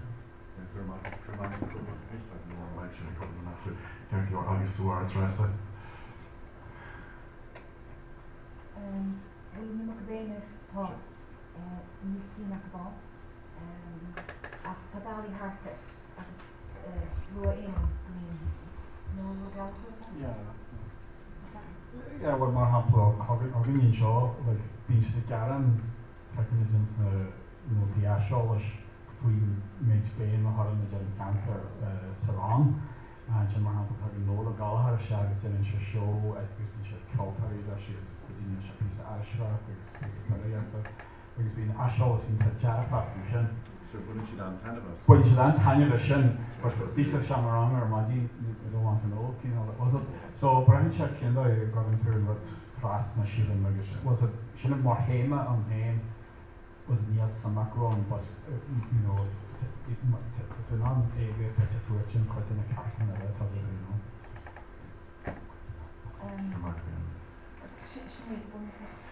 Brian, agus na rudi a henni is na miklein, agus richten is na matlein, agus na madishin, tá richten is an chúrsa an chama, agus richten is na garme, agus beidir nach beidir sin goni tanamach na miklein, ach edin am kéna kaffer i dhéanamh.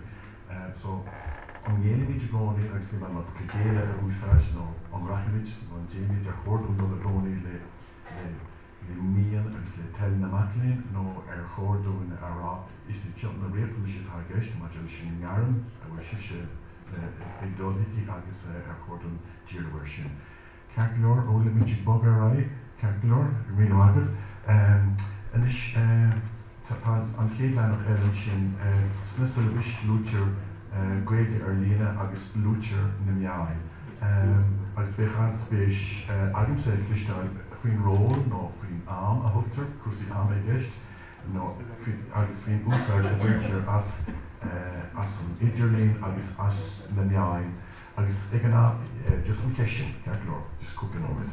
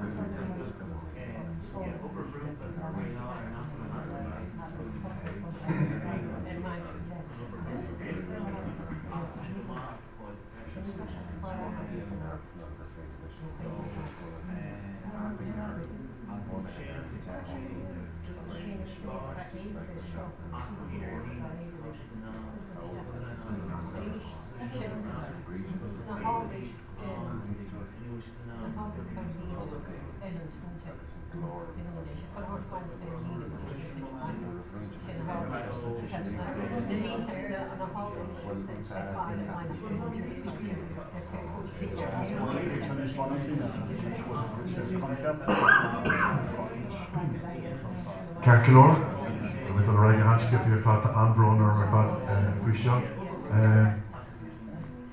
War interested.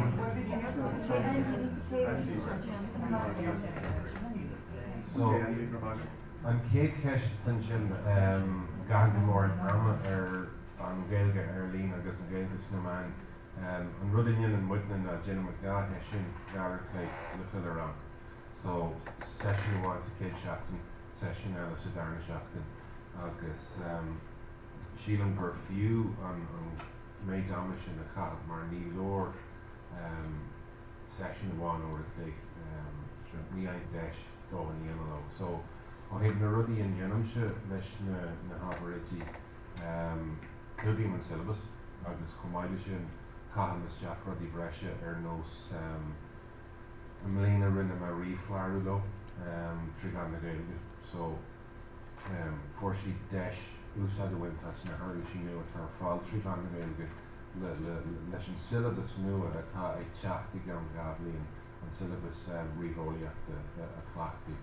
An nuirí rinne si apan na bonúsacha a dhearú agus an sprocadí ag sin is ócha an de ochab aon na páistí chuile seachtain le fálam gur féidir le focail sin chur a ggóhéics in éanacht le pictor gur féidir an múntóirí éana hafad agus an bhís a fuaime sin ag ceann leis chomhaid agus is féidir le tiismóthir na craobhnóirbí an app sin a oscailt le URL nó QR code agus é clapú sa bhaile. So achrainn an syllabus go le bliain sin go bonúsa.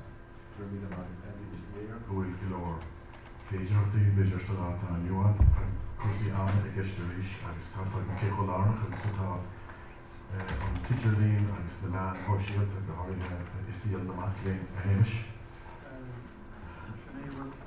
Mí heann seo tuairisciú ar a taithí díreachtá Andy héis cúrsaí san sin ach sóid go raithin muid go bhfuil se tábhachtach go mbeadh an gnéithe seo fitte fuaite sa glár am an maidir leis na sesiún teann go freisin marall go bhfuil slói an gairin an léinniu go bra an editionéir go na ábharití chumá sin go mach cardú na go míon cardú na cháin cardú ar le díomhíe ar na hacuí ar líne agus céirdíad na hacuí sin gohann fóca na hapanlaí na bhaimsire na folklórí ar líne saibhú teanga na hacuí digitacha tar fáil le go mbeidh na ábharití ná an taisú sin íonna ón sealbhú ar a tréimh siúidí an siúmaranga an tamhaí le chuir leis.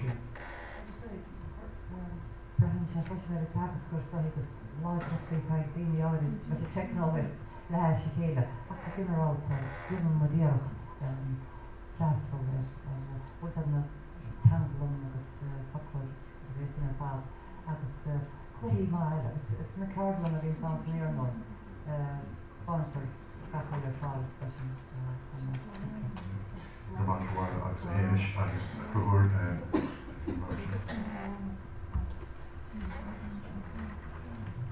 Well, go dtíreach caiitear tam címar a dúirt Andy dá sin sin leúachí ga seachtain agus na rudí is féidir lína go bonus na limicín a chur ar neolalas fan chachuní ar lína a tar fáil do bhaid sé bonscoile buna si an salt agus tarfa as éon an músid am le chuirlan gid áis maidir le na bhfuil ar fáil do bhaid sé bonscoile agus siad go bhfuil géirtháil na bonachar somraí a chuní teagais a bheith chur le chéile agus go miclín a go daithí ar a bhfuil ar fáil agus níon se síl muint le bhhaid níos éasca.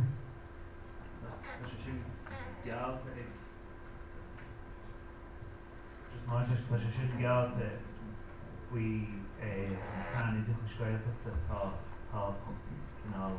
láithir pártú tá láir an láirní gealta. Is an fós ní ach tá sé luúte sa bol.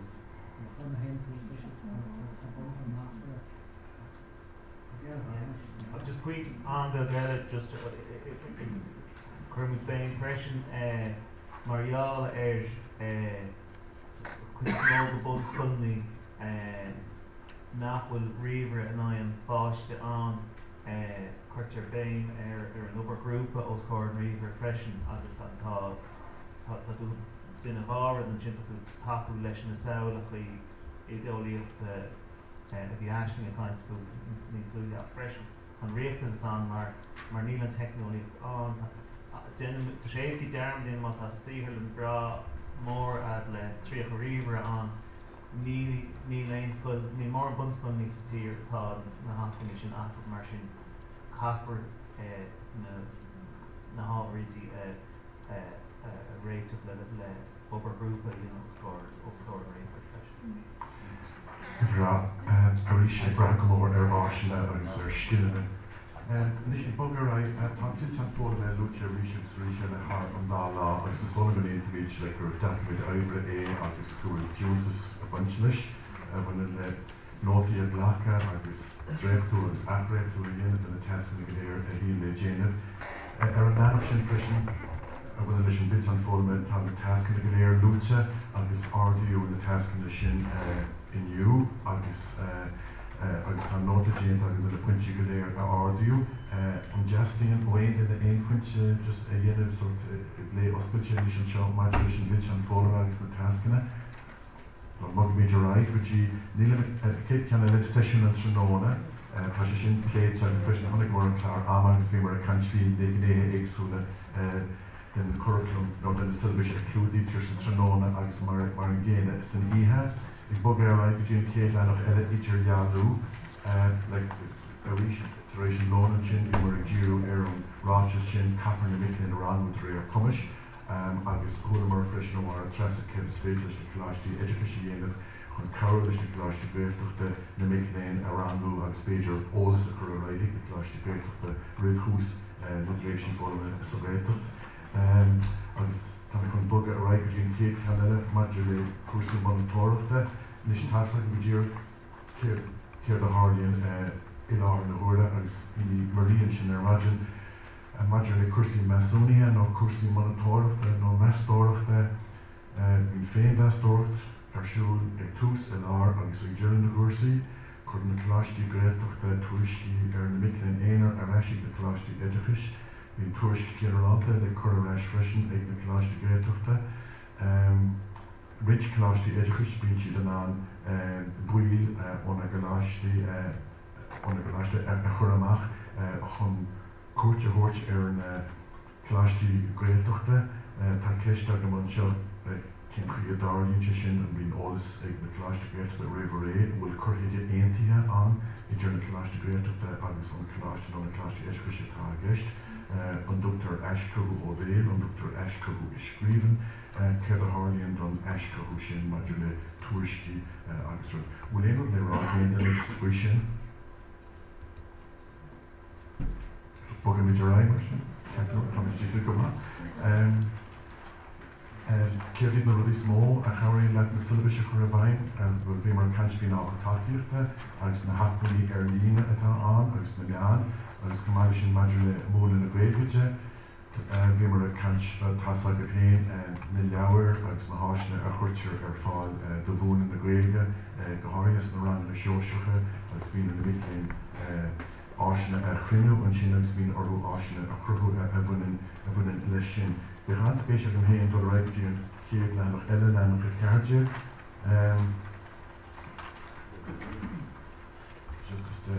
In our area, Tasha Roger Gordon of Georgia, or Horgan Mechanical Leader, the Cúrsaí sa Gaeilge, agus the Moon and Vegas, the Cláistí Éideachais, agus the Cúrsaí a Chlúdaítear, as the Cláistí Gaeilge, so bit nach Ghailín Rá agin an sin, bit nach Ghailín Rá agin, bíon ar na mitlín mar láir lein is bíon ar na mitlín an fil an fóla a chuirte leis, a chuirte an scudú cainte, bíon orthú mar dear mar tresta tuaisciú a dhéanamh ar an obair a rinne siad, sa réiteach ar na tascanna a rinne siad, ach ar chóir béidir féchant ar bhealach eile chun é sin a dhéanamh an chumarsáid idir an matlín agus an cláiste éideachais maidir leis an randfáirtíocht bhí agus sa cláiste Gaeilteachta agus na tascanna go léir ar rinne siad. Tuaiscin arálta bhí na chur a reis agus tuaiscin mitlín léanamh téire go dtí an céad leanach eile agus na leasithe. Nis bhuailm in our area le go déiste seo leanach an tábhachtach a chur béim bhreise a chur éonad, a chur níos lú béine bhfuil an nóchas na sulabis nó a chur go méid níos mó. Tá go ceapad bhfuil an cin freigar ar sin. Bhfuil éon rud nachhfuil na sulabis a bhóirthe antú agus an cheist in dhé sin. An cheist in dhé sin, cheist gur chuige sin. Ar chóir go méid saoirse omlan ag cláiste éideachais ar le agus ag cláiste Gaeilteachta ar le, teachtar éon tú maidir le sulabis ar le do na mitlín an cláiste éideachais sin. Tá sin an bhéadach cláiste éideachais agus cláiste Gaeilteachta do le deangáil in na chéile ribhthús chuir sé fóla sa Gaeilteacht chun sulbas a aonú rudí a bhéile clúdach agus rudí sin a clúdach agus beidir nach méich golóir an rudí sin is na sulbis agus beidir go méich rudí ón na sulbis a fáil amach chóir go méich an tíir sin an agus tá mé chun íorí or if kitchen inis garage that's it, you had something. Just when count dictionary, good ordering the law, a gaha and bala, we hilabus there, go whale, Egyptus was a square to Gaeilge suddenly. Good view, my dear queen, you have some English to park, pretty because you are see the open when you build on fishing near Furbrave again, debated on the Ahi Calama, it will be more here. Is go for something so here that have Christine following the steps of goals in the gate well in the score in live the chanting in the gate the full lane I guess the waiting for the Soláthróirí or no baby because the education name and the others in Acadaimh and that between Woodbridge do more Gurgéile mar George agus stone go munite sin frisin méidirráte leis sin geistdíar nach ar an leanach sin má hagan bachelor san Leidreachas Tríú na Gaeilge nó Marshall Garmúil san Leidreachas Tríú na Gaeilge seach ar chóir go syllabus ar lehan don na Micheal ar na chláir sin. Ba chóir bhfuil muidir léon op fri sin. A céirt faoi mar tá rudaí i lár na huaire cláiste education don na January cláiste géit do rá táis chun céad mac na chuir síos thugad táid géiríor nó leis an lean sa dhéanamh ar chóir go méid an tíir sin an ag an gláiste education san gláiste Gaeilgeachta. A bhfuil tú máin sin nach méach na léontaí arceachta an agus go bhéit a chláiste eilena go díreach. Bhfuil luí sampla is mar hapla. Chuir gas gur glí mise orsa ceú ar rá, tá céad mac léon ómarí nó ag dul síos thugabse, níl éon bhicléon óhain chláiste education eile ag dul síos thugab. Tuair neamhard ar na syllabis.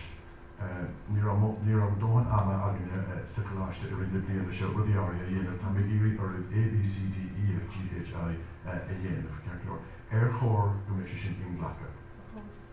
Sin an ceist? Tá an bliana amháin gur mánig cúidir ó Chatasta ní deisiú naching Chatasta. Má hagan nin loch bed as chláiste eile ag an am chéanna. Top 5 agus pána sé sin dúine tí chéad léon go fúsa mána cúidir na sé as cholesterolháin ó péin agus ní an task nu a bhíon na díanach go bhíon an chéanna agus níor gur sásta an task chéanna agus chuir sé an chuid ceíon tú le cúidir na tá mícha cúidir díanamh cínteile teanta so tá deachraí practicala ná agus is sin an nuair líon meas gan de dicléin agat óchaláistí éagsúla ach nuair nach Micheal agad achachláiste education bháin go bhfuil sé inglacha sin an túra agat yna agus beidir ar an leanach sin beidir an ceistin atá an lár an leanaí ó bhfuil éon rud nachhfuil na syllabis ba chóirithe an tú. An féidir héanana is muoine ar éon rud a lár na uaire bhfuil éon rud ba chóirithe is na syllabis nachhfuil an tú.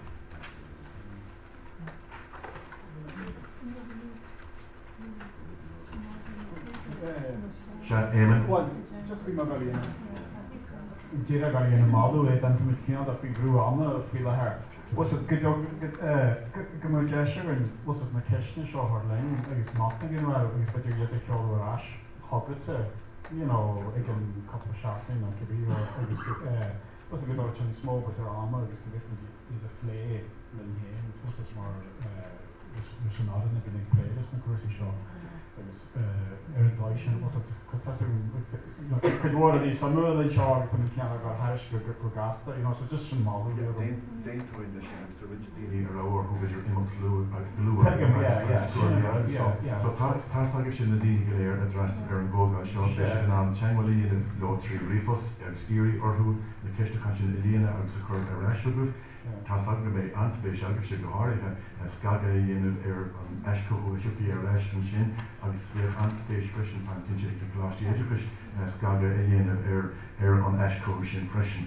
Agus ar leanach dearnach tá ceiste sin an méid ábhar nó fuirimú a dhéanamh ar na syllabis is fólam bhfuil sagin cin freigratáir sin cén príor chórdó tarlú agus cé híad na pártí lasrathe. Ag bána chur a gcuid na díb an chuoine an hála sé an nuair dhearnach go nearú na bar ar fad fao chormacha na rinne cultúr éireachta agus gnéithe mar a thugtar ar an réon sin inis cear go leor. Agus tá agam gur bhailí anslú le chéile anseo inniu ach bhí go leor cláiste béalta an nach ra ná nó nar churbana dhíthe hiag an ggógáil seo. Agus cin fórum ba chóirbh an cé ba chóirbh freigrach as cin chuthaige atá teasta má tá aithbrenú le tarlú má tá leasú le déanamh na silbis mar atá sin fi láthair nó má tá silbis úr nniu le chuiristeach in an áit sin ceistena atá le freigrach ag na páirtína lasrathe go léir. Agus an tuiscint na páirtína lasrathe a bhí an luair dhearnach ná ar nóí na cláistí éideachais agus dúrú agus dúirte go neamhhailmh de an chorlamh an teirta go an reigrachta ar na cláistí éideachais féchint in ní na gúrsaí nó in ní na dréisí fólam sa réalta maidir le dearfú cáileachta agus uile agus ar nóí hí na cláistí réalta agus an Acadaimh agus Cancas agus an rin alíon éireachta agus gréalteachta. Ní ra an rin éideachais go scileanna mar ceanháin na páirtína lasrathe an nuair dhearnach ar chóir go méoch céirt hín ggóir le bhún teoireachta. Bhí sé go híntaach Declan Keller anseo ag an deir seachtainna ag freistal ar an ggógáil ó héad na chorlamh an teoireachta tá ceist na mór agus tá sucrthe mór mar sin le déanamh soláthróirí go Díreoidh dar lom agus nílim sé ach ag leir go persanta. Just ba bhhailm héin agus marí sort a bhí an teisiún seo nó na seisiún seo bhhain a rís buchas a ráháil leis an Acadaimh le dom le Bréan príomhhaimach an Acadaimh as an de sé thuirtún na páirtí le lasrathe nó go leor acu páirteach san óram seo agus báil an freisin buchas a gáin le héman agus le fuirtan an Acadaimh an seo imrídóir agus le dartaí a bhí deanghhailin agus ar ina anchuid sochraithe den deir seachtain. So tá muid anmhaochtach an Acadaimh tá daoine an chud smóda na daoine tá fáice go buinte seo buna siad leis an Acadaimh a tá daoine an seo breis nachmúna leis an Acadaimh, so tá muid anmhaochtaí ar fad as na sucraí ar fad agus as or lachúlacht agus as an bhéal agus chuireacht go míle maithah.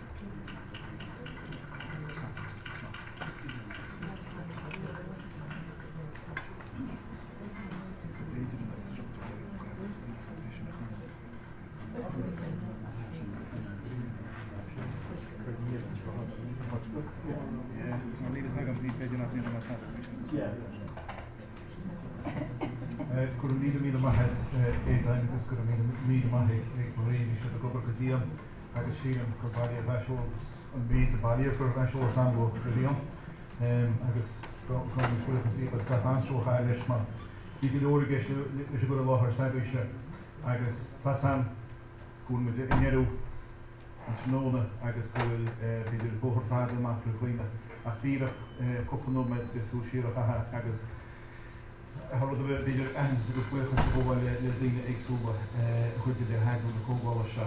Tá mar dámhaoh go bhuiris chu túús le bunchistní agus búnachistní san réir. Agus díra se gláán amach cin fá muna téisi gréalteachta se hána agus céad ar chuid onachas bhí sé sin go mór geistige má idir dolan cín mar fóidir félama a chuim sin félamarí tegus cuaí agus an pobltanga bhí sé sin sunta sochaige.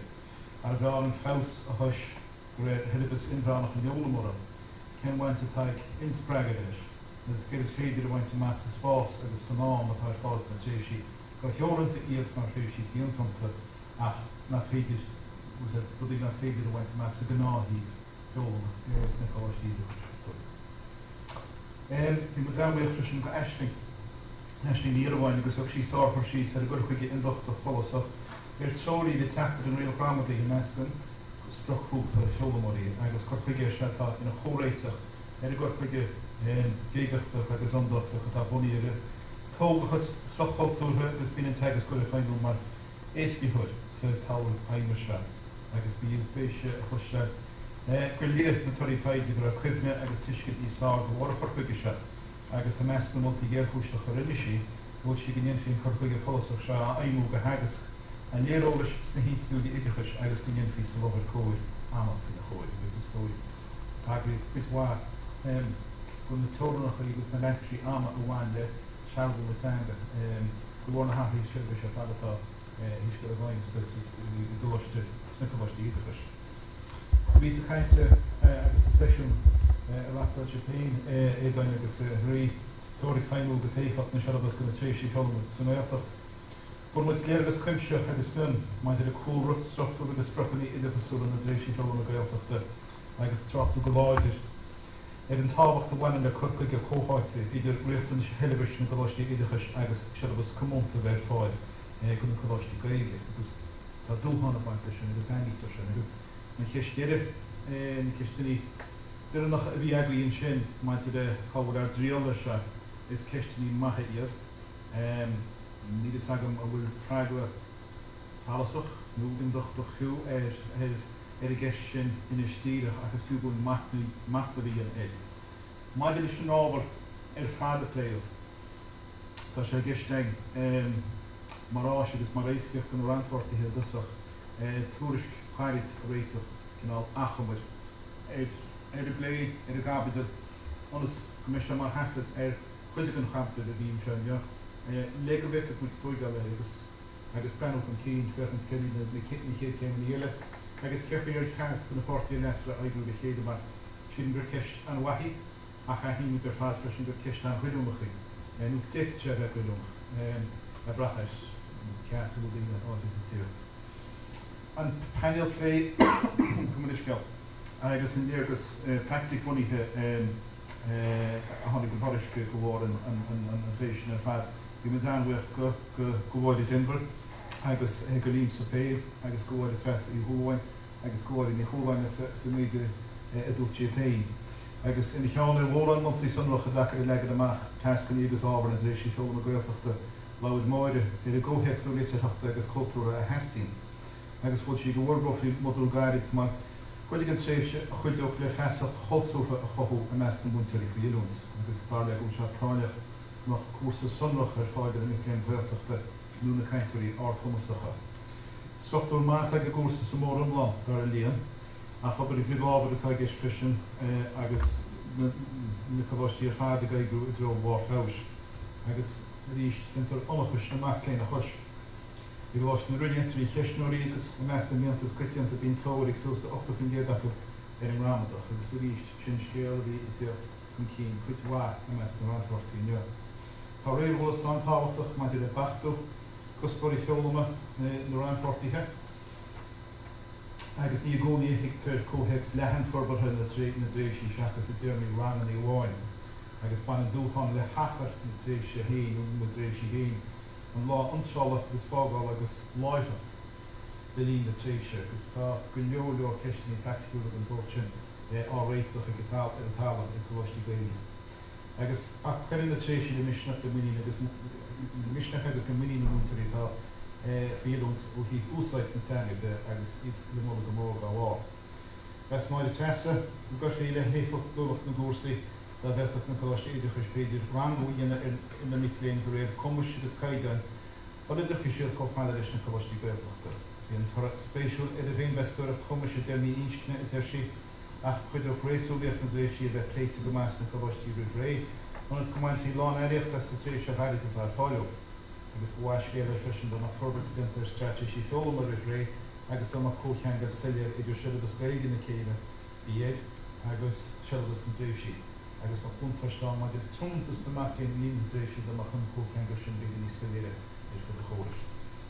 Ach brabach lé ar bhíon bhís a chur a rólimmart chun an acin ar heimú na cumarsáide acú agus lú freisin do nach rithá go míon rithá túriscuireacht ar bun maidir an agus feolama seachas beidir iad go an tascaní agus cat sampach a bhúma go gás.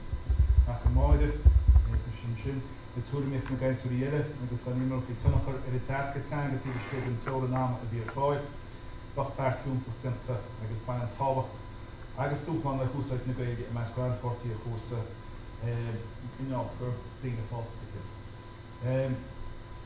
Déanta sí freisin go chuidú suntasach a bachán, dámach tuiscin teisprocha í sumraí le ré, agus tá méidir fao ré chun an tuairtfuoi deara a aigrú an chuid an ábhar bhí muiris sníomh a híine. Steag máid a féin freisin ar a lécogat, agus lúsí eisteáid, gon sproch ísgrúpa mar thumpla go hics ní fermcha agus tá léon arbiste daon fhí cleachta na lécogat a Gaeilge híine meas na múntarí fíoint cót chun forbacha chomá. Nis íon sin a chuid an pointí run am héin agus mé ghlacanútaí le tamlína nuas agus fáinne téir an scapamúid túris sé rinseachtaíorí a scapamúid téir a ránfortaithe agus in cheannar bhla éman méidir go bíon fí pachtú bíidir chuid go náis go hór a testar go Díreoidh go féid sín go goúir sé in chéad chéim a thuga féidir chéad in chéad chéim sé sin. Í Harlín cógáil mar se gon go leor le raige chéadáid ní hála cógáil mar amach lína sásta freista le támhaochas go gatainine chu anseo teiste go féin agus na tháinig go fadainnig le freista le cógáil agus leis na caintúirí anú maris eisling édan agus marí agus na daoine bhí páirteach sa Painéal máire agus líam agus máire tresta agus máire na cógáil. Bhí caithear líana na seisiún éagsúil éman Deireadh ní thola dúna agus crucha na ciáin an buíoch ó sin an buíoch projetin céilecha. Bhí a freistal cha ceann na cúrlaí múntaíireachta agus táró criticú leithnin muid i go cúrlaí múntaíireachta múlú na tréifhí seo mar chud tíilis go inúint chaimú go ábhairítí.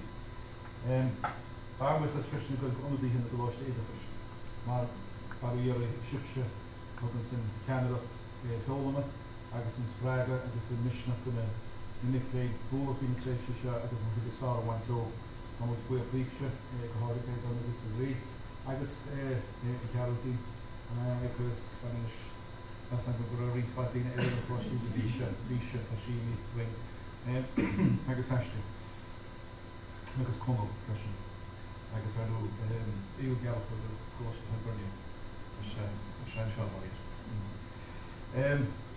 Marina Gunnacho campus go mí mahead rí as ní bhaint heiste líine cursús na ar mar solas ach an obair cóirthaithe atá i dhéanaan campus agus atá fiorhóg fu an ána trí chéad mar siad go mé ceappa nach slacht go mó ar aigil na tréifhí agus ar ránfortaithe agus mar mai ránfortaithe na tréifhí ní bheith an mhaile go mahead fúí. An rin cultúréireachta agus Ghaeilteachta agus an túidir an ábhaidechas a Haicín Inne na thunaid seo a chuneála Cimocht agus cumáis na Stáit a cuairtaring ístúis gneo. Maidir is sa fé teiste agus lóistí ar muchas le réití ní chrábsí agus le breanach ní gréfa pedar ó go cúlain agus leost an na cuairta as ca cúir chuirí. Bhain buchas speisialta go bhfuil ifir in an Acadaimh trí chéile an idir na tresta gneo an idir na tá gobar snúna seo go háithins agus go gath áis technúr agus rinne éasceacht technóla charing éman réidtí bríon muis Andy Ray Andy Crochor Mícheál Carmel agus sémas bhhachtí fáinteí agus an chasní. Bhaim ehas déhmórt go éman as a takeíocht chu sé fáil go reachtail na cógála agus go éagsúla na cógála sin sí Gartaí na ríige an crantacha agus an réaltóla se tagaí ó híomh hagas na Gaeilge.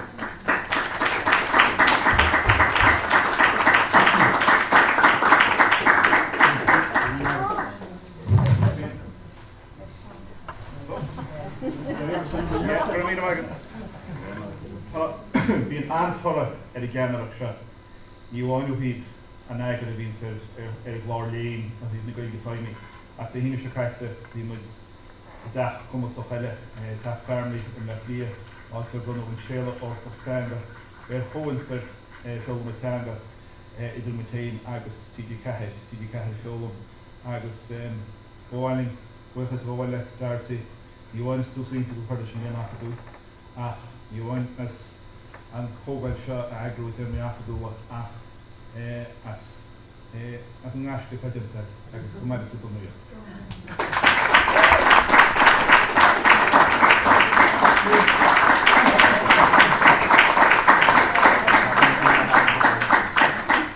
So, go mí meaglaí ar fad, Tá an bhfuil bóthar fad amach chuid agaí.